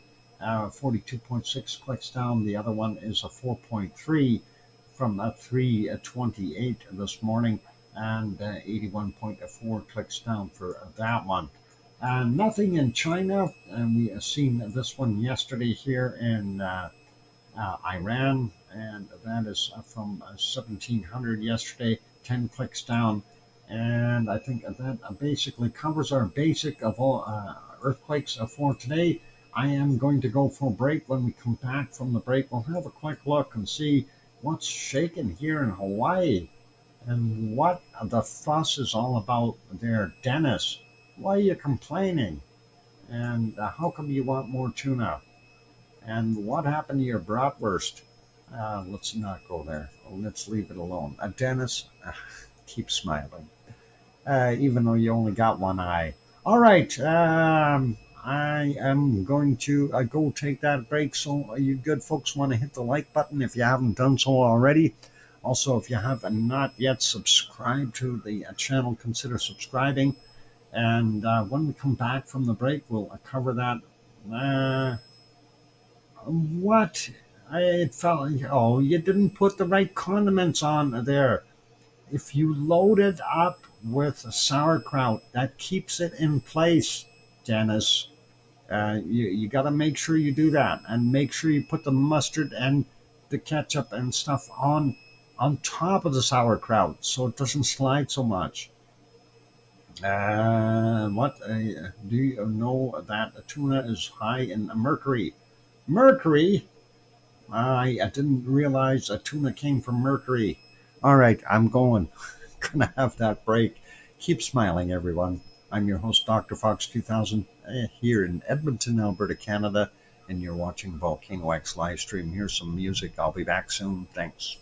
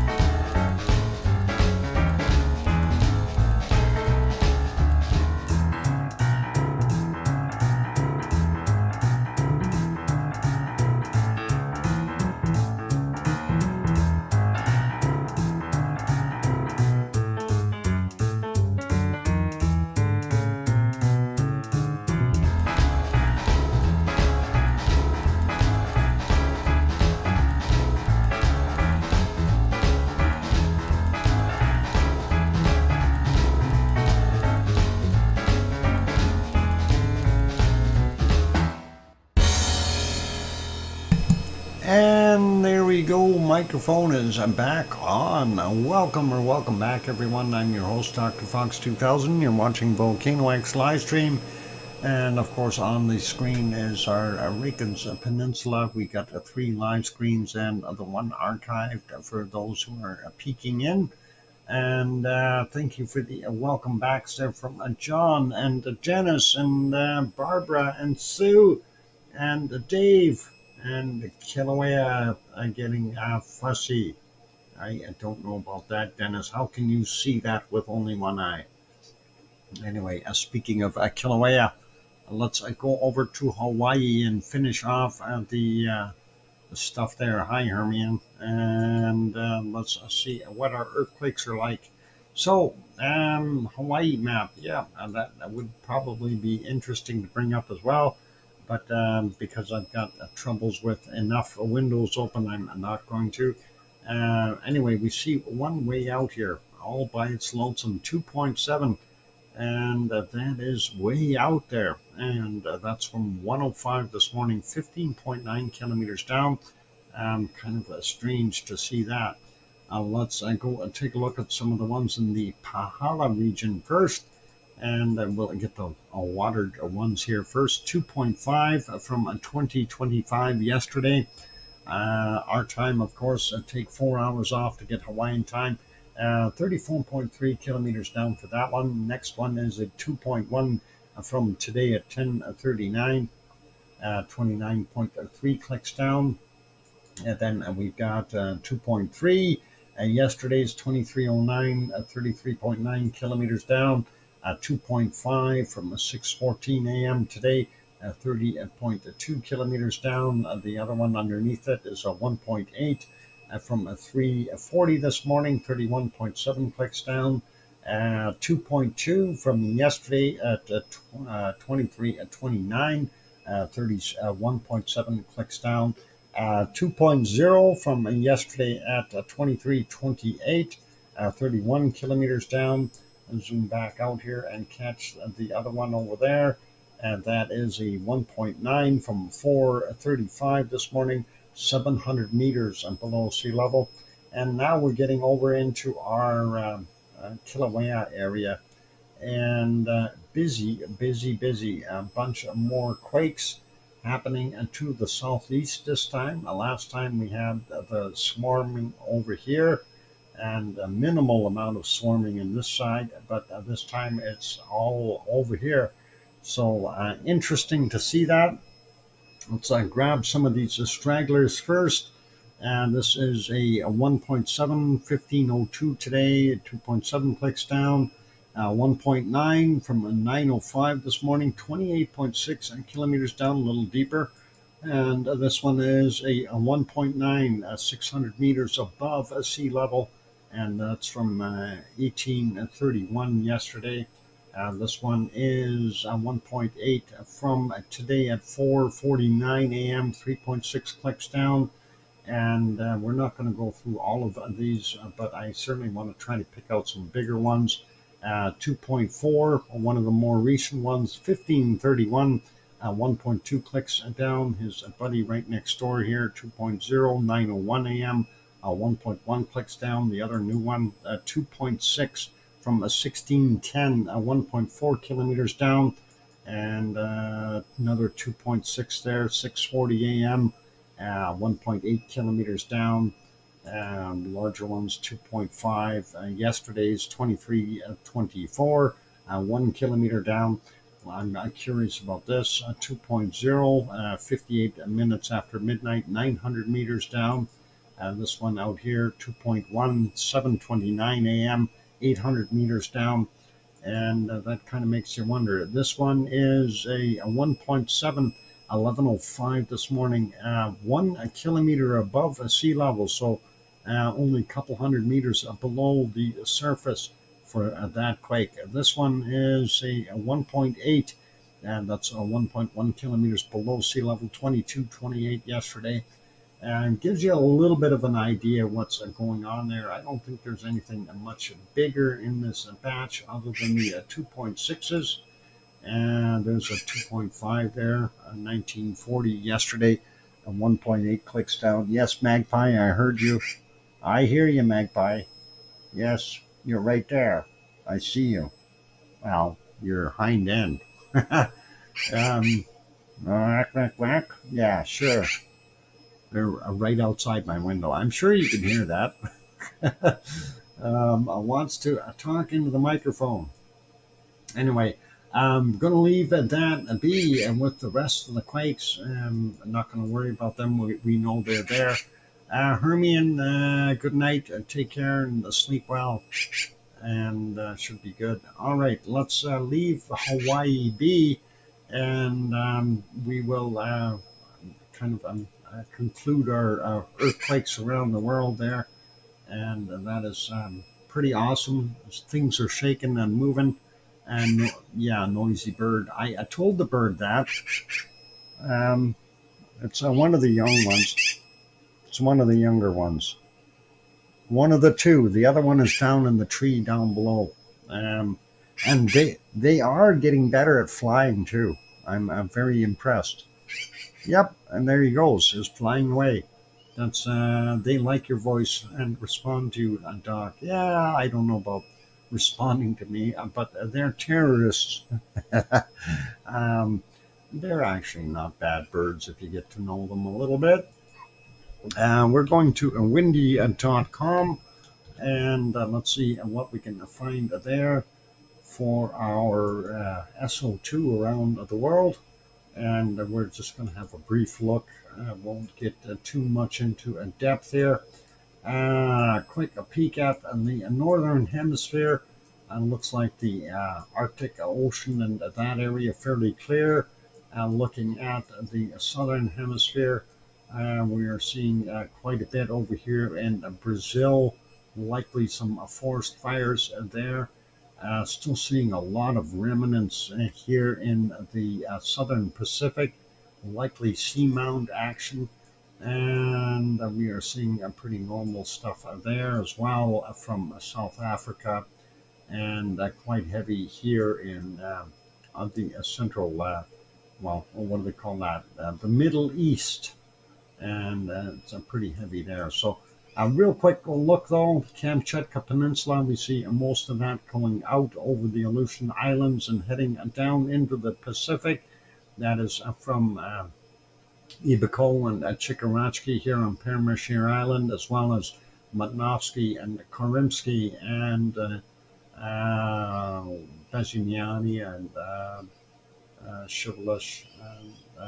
Who else is up there? Klyashevskoy. Yeah, that's what we got there. That's good enough for those ones. And Shisheldon here is definitely degassing. And that is it's a plume there. Looks like we've got a low twirling here.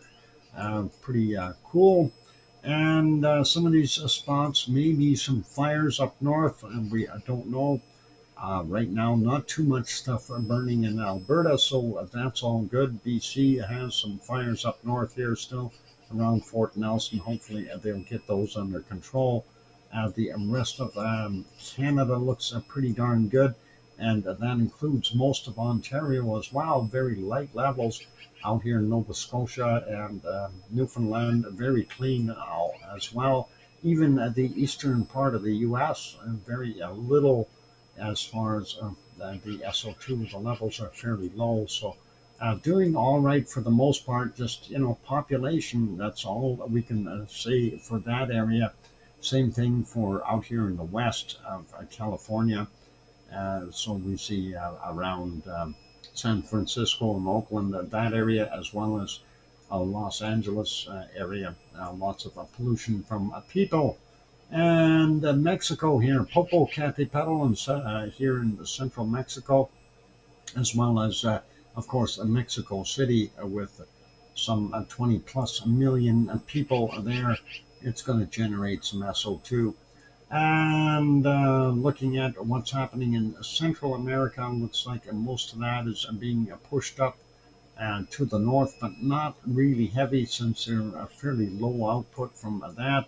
Nevado del Ruiz here in Colombia doing its thing, and Parisi also getting into the Pacific, as well as the stuff from Reventador and Sangay here in Ecuador, getting out into the Pacific and then kind of being steered back in towards land. So I think it's kind of swirling here a little bit. Anyway, this area, the only thing that I can assume that this is from is forest fires there in Brazil. They do get those, and unfortunately, it's not good for them, but hey, it happens. Next one down here, we see pluming out quite a ways, and it actually is getting all the way into the Atlantic, and that is Sabancaya, and that is in the bottom end of Peru. And then, of course, here um, in Chile, we've got industrial stuff as well as places like Villarrica volcano degassing a fair amount. And then, of course, down on the bottom here, this is always suspect. We know that there are a bunch of volcanic seamounts as well as the volcanoes down in Antarctica, especially on the peninsula here. And some of them could be degassing there as well. Looking at White Isle volcano north of New Zealand, it is sending out some stuff also. And looking pretty good in Australia. Just a very, very little from the oil refinery and the coking plants. I don't know if it's because of the weather that's going on there. It looks like they've got a real heavy ridge right here and probably a little bit stormy there. Tonga, Tofu is still doing its thing. And here in Vanuatu, we've got Yasur down on the bottom, and then Gawa Eoba Abrams doing their thing up in the top part of Vanuatu. Papua New Guinea looking pretty normal as well. And the same thing goes for the eastern parts of Indonesia. Luotabai, Laki Laki, and Luotalak doing their thing out there. And this is from Semeru, drifting into the northwest. And then we see the elevated levels here. Looks like, what is it? Slamit, and the other one, of course, being a Merapi, delivering some of that SO2 up there. And getting over to Jakarta, we got fairly heavy levels there of SO2, as well as getting what's coming out of Krakatau, and definitely doing its thing. So let's keep going here. Currency, not anywhere near as much coming out of it. And of course, we get up to, where is it? Yeah, there's a Marapi.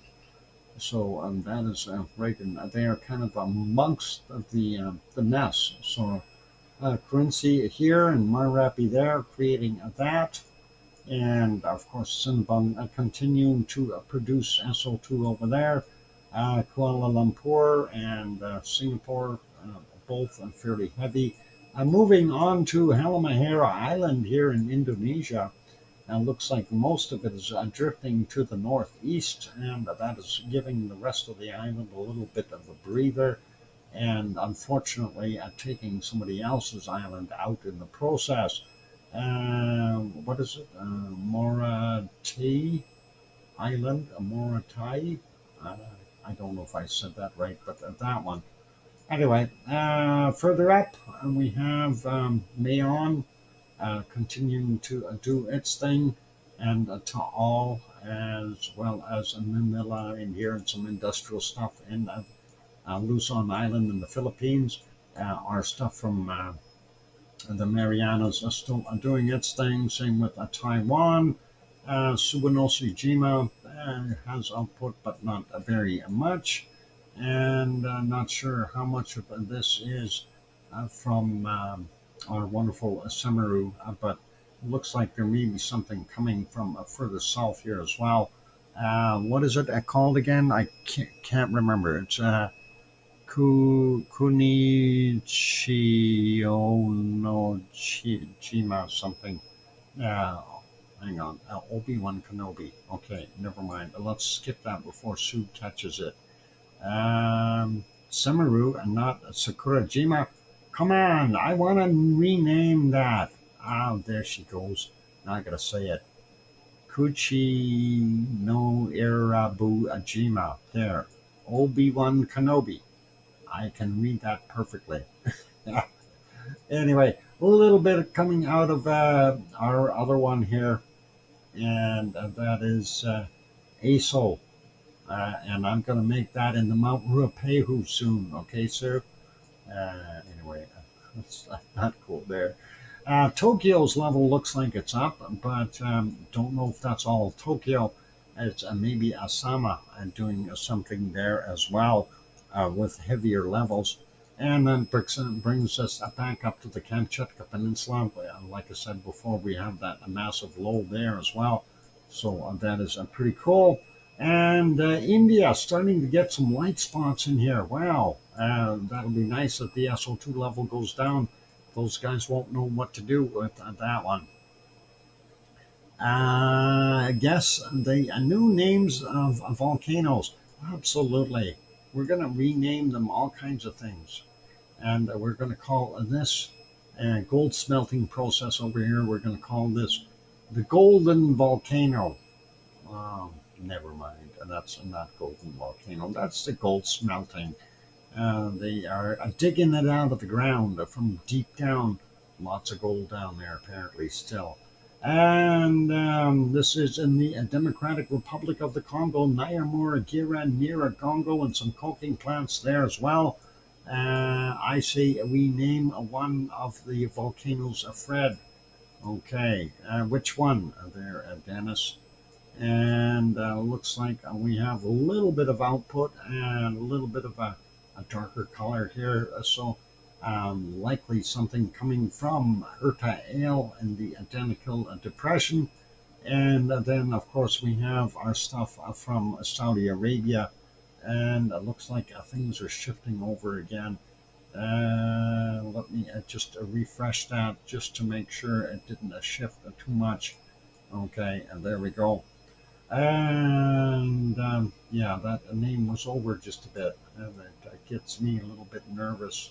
Anyway, the spots here that are so heavy and red, those are oil refineries, Kuwait, Iraq, Iran, Saudi Arabia, as well as here in Egypt and in Lebanon. And of course, there's some up here in Turkey as well.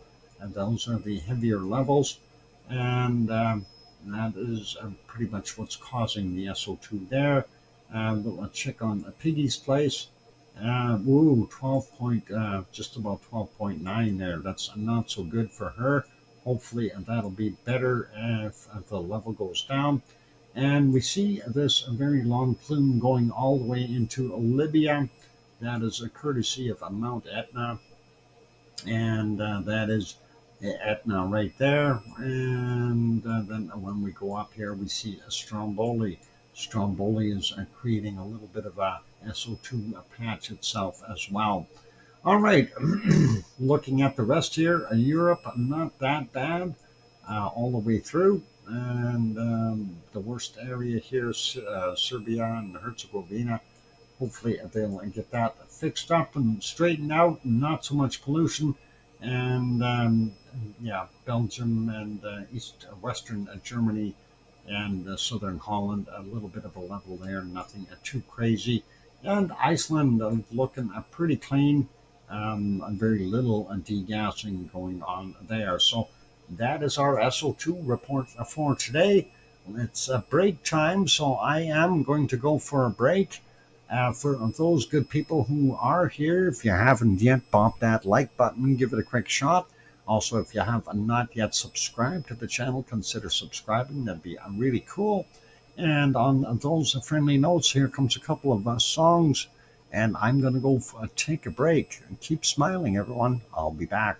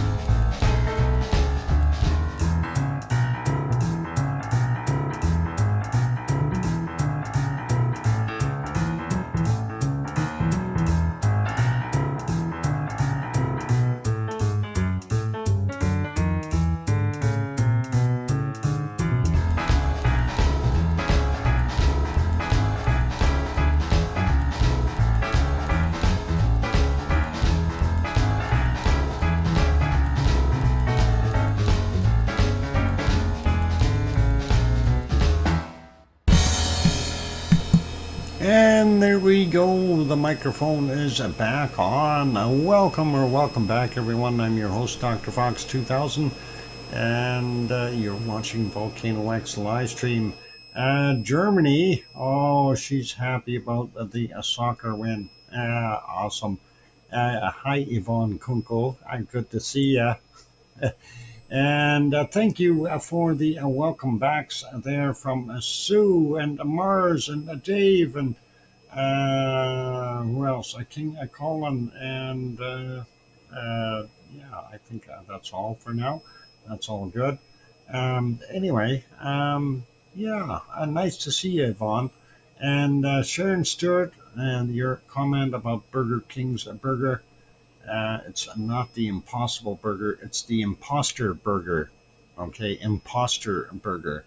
Um, and thank you. I hear you too, Sharon. Yeah. uh, Thanks. Yeah, all good. So, yeah, something I've been trying to figure out. So why do vegans not eat meat? I mean, how are cows raised? They're eating vegan food, and they are basically vegans. So why aren't they eating them? Imposter works. Yep. Now I'll have an imposter with the works. Yeah. Too much fun. Too much fun. Anyway, it is a time to go take a look. We watched the game at a something. Oh, she retracted it. She was going to put that down strip club. No, I don't know. uh, Upcycling and vegetables. Yeah, there you go. I don't. What I didn't turn into an or but from a little shops of horror. Oh boy, oh boy. Now we're going way out of line here. All right, it's weather time, whether we like it or not. Let's go over and take a look at see what's happening around the world. We'll get back to our explosive activity here. I'll just make sure it's paused, and we'll just not miss any of it. There we go. I paused it. Get it? I paused it. Never mind. Bad humor again. All right, weather map. And the first thing that we're looking for is storms. And we see they renamed it as 02, whatever the heck it was, to Burrell. And is it a Burrell? Burrell. And it looks like it's headed for the Honduras and Belize. So hopefully that. Fox pause. Pause. Yeah, it could be. Anyway, we'll see how that storm works out. But it looks like it's not bothering anyone yet until it gets a little further and closer here. And we'll end up being near Trinidad and Tobago in no time. And that's those islands out there, I do believe. So hopefully that will take it easy on the southern portions of the Caribbean. And looking at North America, though, real quick, yeah, not bad up here in Alaska. Temperatures up to 27, 28 degrees Celsius again today. Not good for our permafrost. And then looking up here, look at this, 30 degrees up in the Northwest Territories. 31s, they are cooking to death up there. They are not used to that kind of a climate. That is in the Northwest Territories. That's actually warmer than it is here. And that's pretty incredible. BC, on the other hand, is very cold. 13, 14, 15 degrees, and that's not so good. At least Edmonton is at a nice 23 today. And of course, where I was the other day, Fort McMurray, yesterday. Where's Fort McMurray? Why? Oh, there it is. They are sitting at 25 right now. So very, very nice temperatures for those guys. Going across Saskatchewan, not bad. Manitoba, not too bad. Looks like a little bit of a system down here where this high is, and then we get into a northern Ontario. It's fairly warm, then just above Timmins there, a little bit on the cold side in here with 7-8 degrees, even a 6 near the border here, and of course the Hudson's Bay. And then Quebec looking pretty good. Actually, I should go down here first. Southern Ontario, 26 in Toronto, 27 in London. Detroit coming in at about 30 degrees. Tom and Pepper's house about 29 or 30, 31. And Milwaukee is 28. Madison at 24. So some wonderful temperatures for those guys. Going up, Montreal is about 19. Quebec a little cooler at 16. Northern parts of getting a little colder there in Quebec in the north, but not that bad. Labrador doing its thing as well. It isn't too bad. We are seeing up to about 18 degrees there in Newfoundland. And let's see, Halifax about 15 right now, and Cole Harbor probably about the same.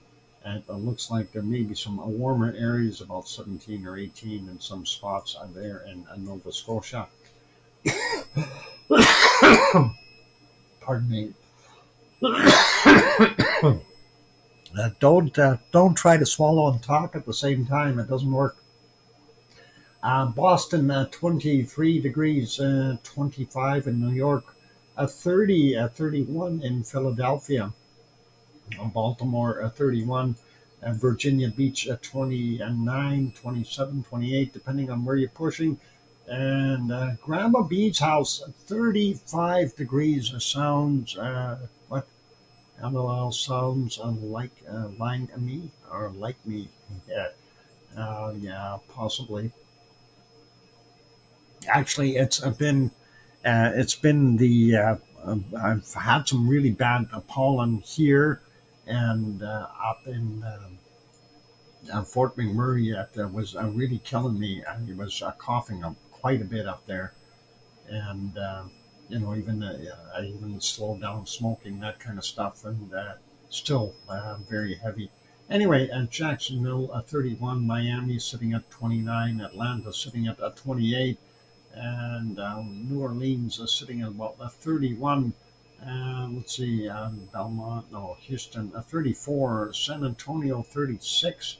Wow, Dallas 35, Oklahoma City 38 degrees, 38, 39 in that vicinity. Tulsa sitting at 37.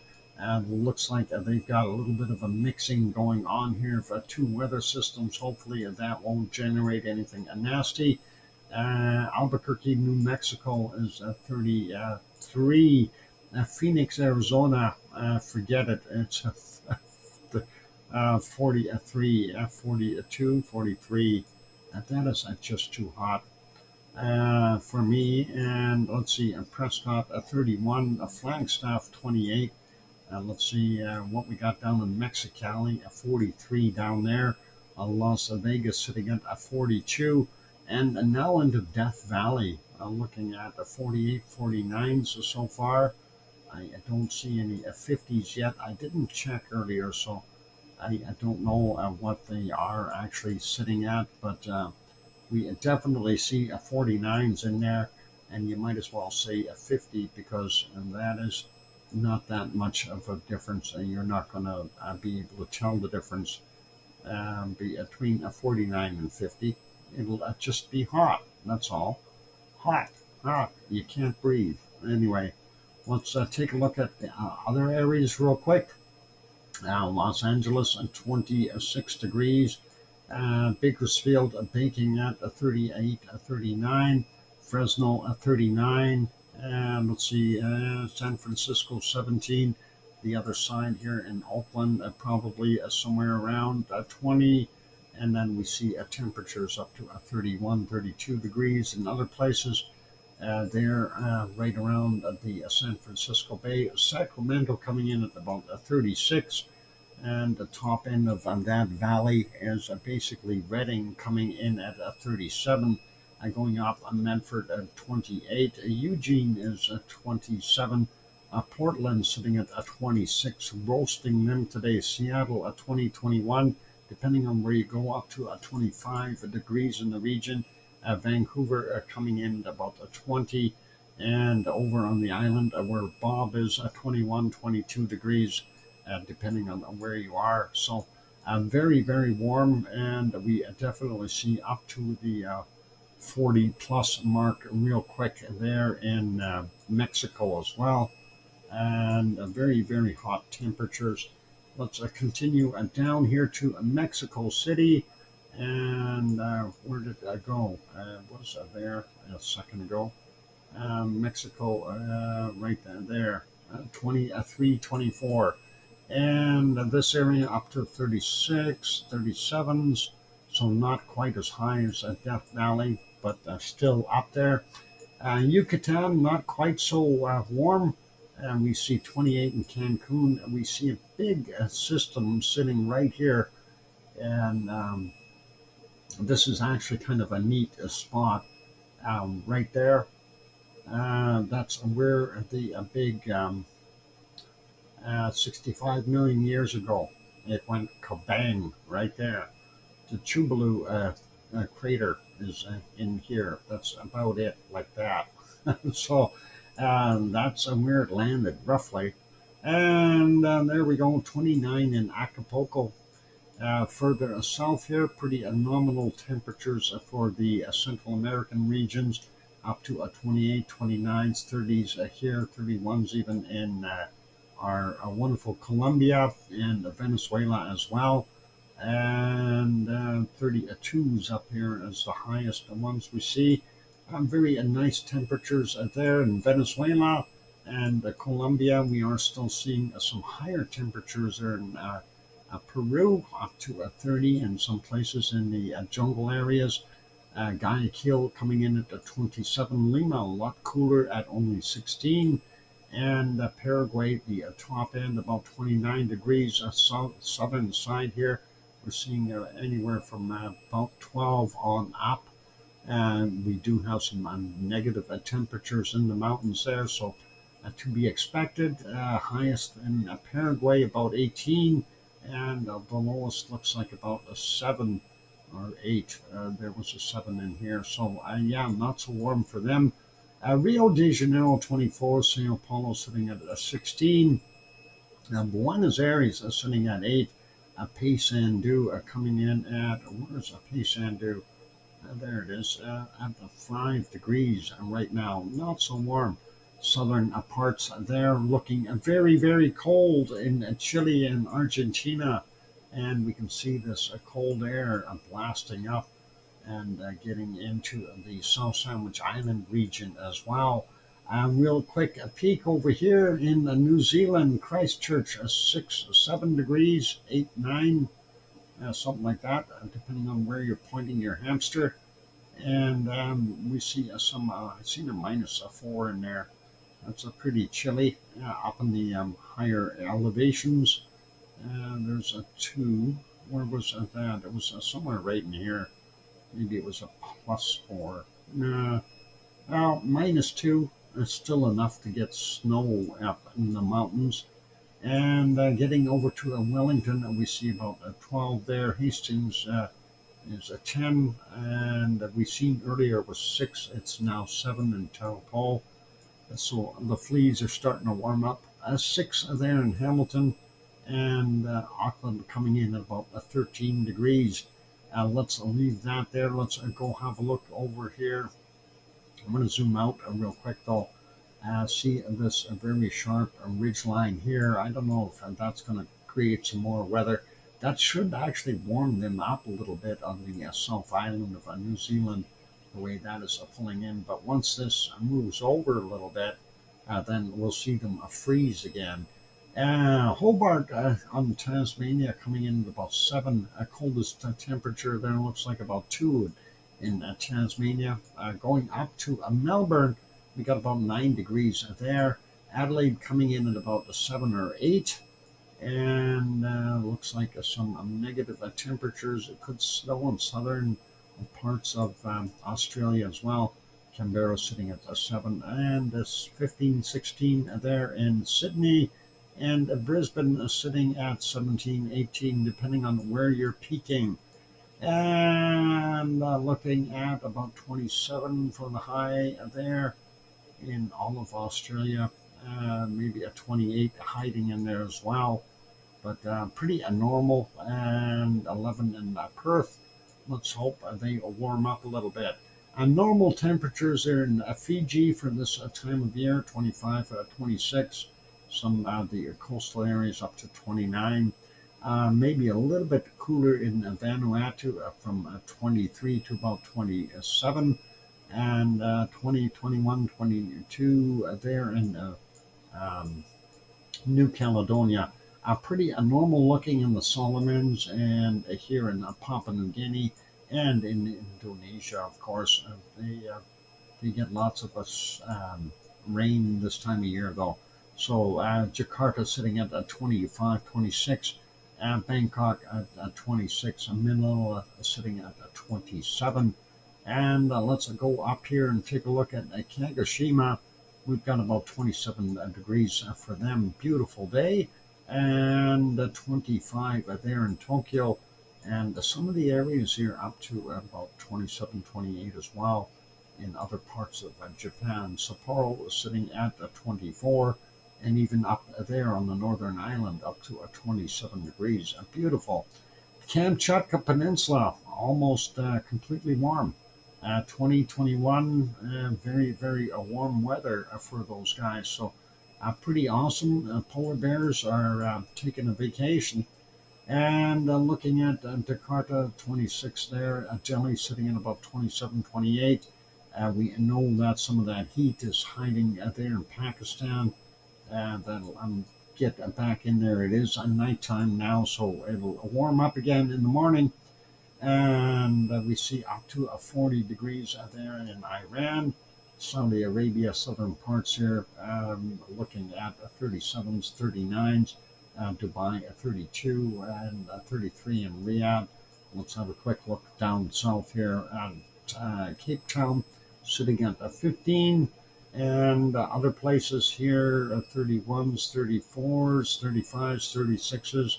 I don't know if they're going to get up to 49 or not to beat Death Valley, but certainly kicking at the cap very close to 40 for most of those places there. 41s in the deserty areas of Africa, and Algeria here, 39s, 38s.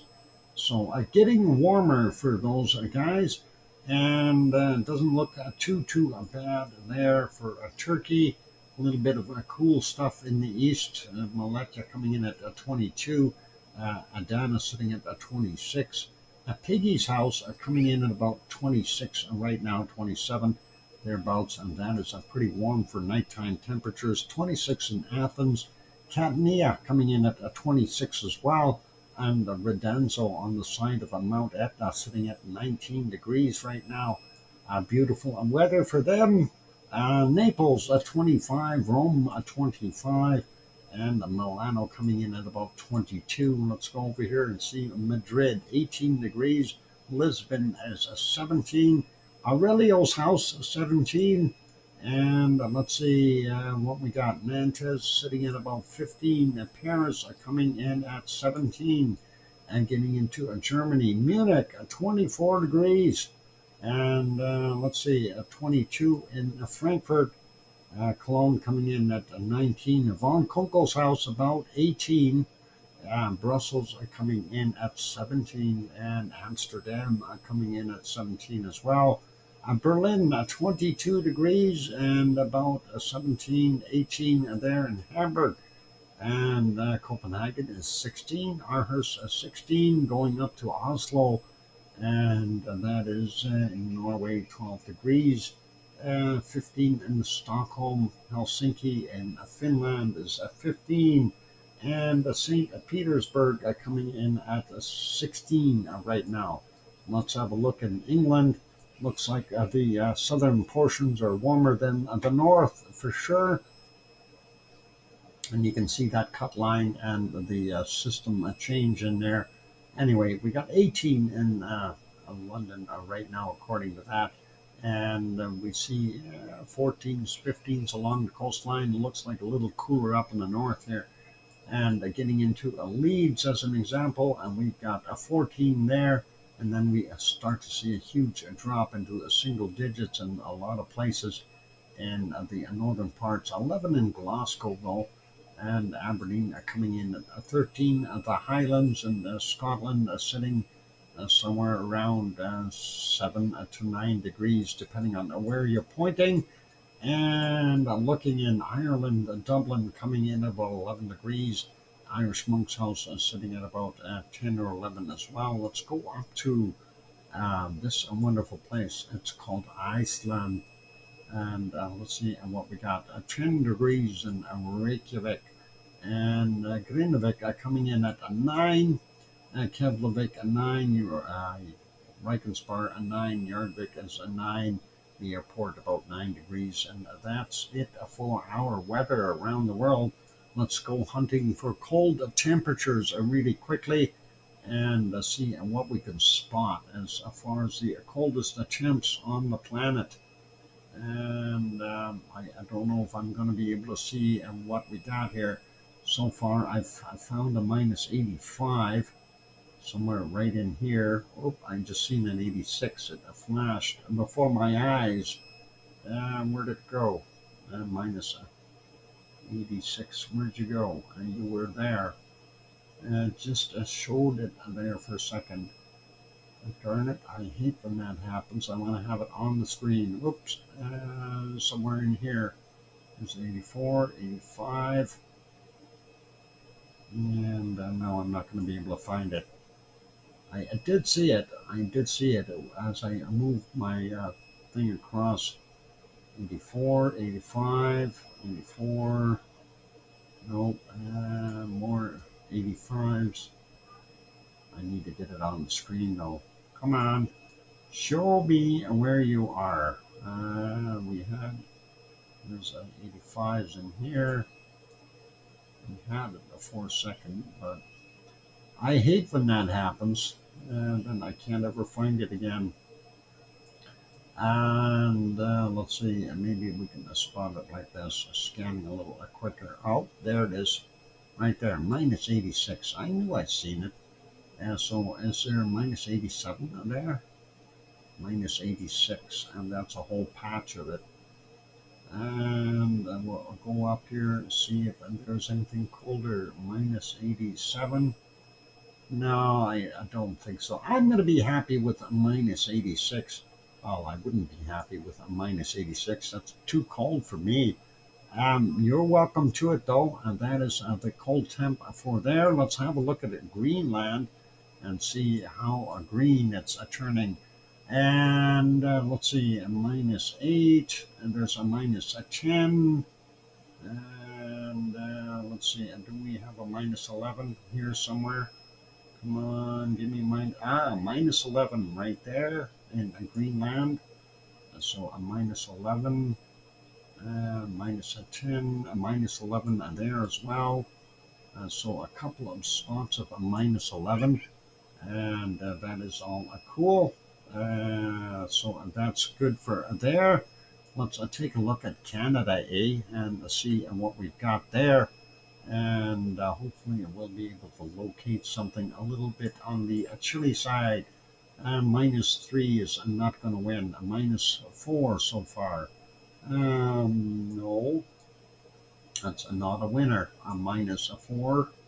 A minus 4. Let's zoom in here. Maybe there's some hiding. No, I don't see it hiding. A minus 3s. A minus 3s there. No, let's find something colder. Minus 5 in there. There's a minus 6. And do we have anything colder than a minus 6? I don't believe so, but we'll check these other spots. Sometimes we get lucky, sometimes we don't. So a minus 6 is the number that we've got. We want to beat that. And unfortunately, I don't think we're going to be able to. Let's go take a look over here. Even our cold spots here have warmed up and melted on us. Yeah, -1. Not going to do it. All right, let's leave that one there. Let's take a look at Alaska. So a -6 in Canada. Let's see what we have in Alaska. And let's see, a -3 right there in Alaska, -3. And I can't find anything colder. So a -3 is what we're going to stick with for Alaska. And now let's see what we can find in Russia. Russia, oh boy, it is warm in Russia. And -1 is not a record. Maybe a high temperature record, a -2. I don't think that's going to cut it either. Let's take a look and see what we can find here in this spotted stuff. -2s and a -3. And do we have anything colder than a -3? Oh, and there's a -4. And we do see that, -4. And let's see, do we have a -5 in here somewhere? -4 so far. And let's see, what about in here? -4. And do we have a little spot of -5 maybe? -4, and that's not very happy. Let's see, and what do we got over here on these little islands? -4.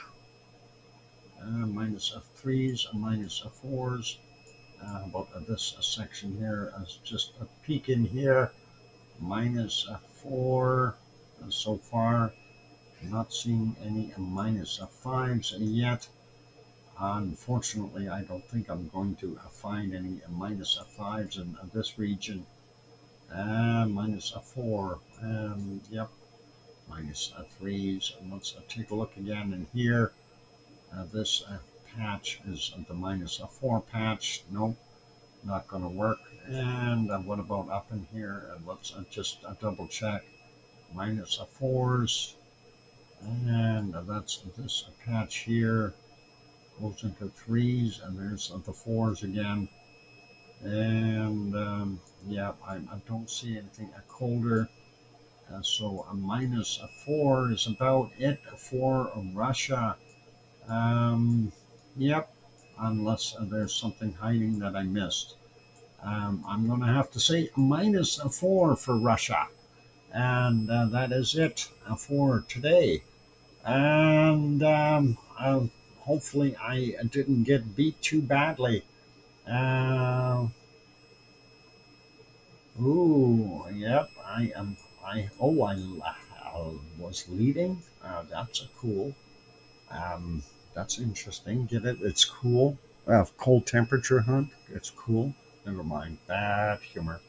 I lose by 1 degree. That figures. I figured I'd lose. Boy. Overall, wins by 1 degree. What? Oh, boy. I'm very happy I win. The coolest. Shiver me timbers. That'd be cold. Well, -4 t-shirt weather. All good. Let's, Doc loses one in Russia, but still comes out on top. Doc wins. Awesome.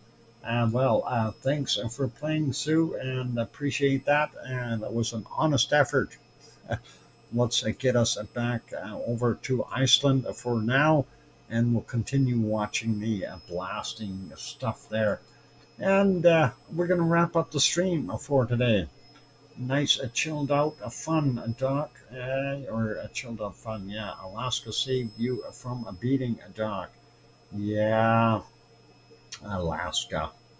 There's a gold up there in them there hills. Yeah. Anyway, that's it for today's show, ladies and gentlemen. So we're going to wrap it up. Big thank you to all of you for being here.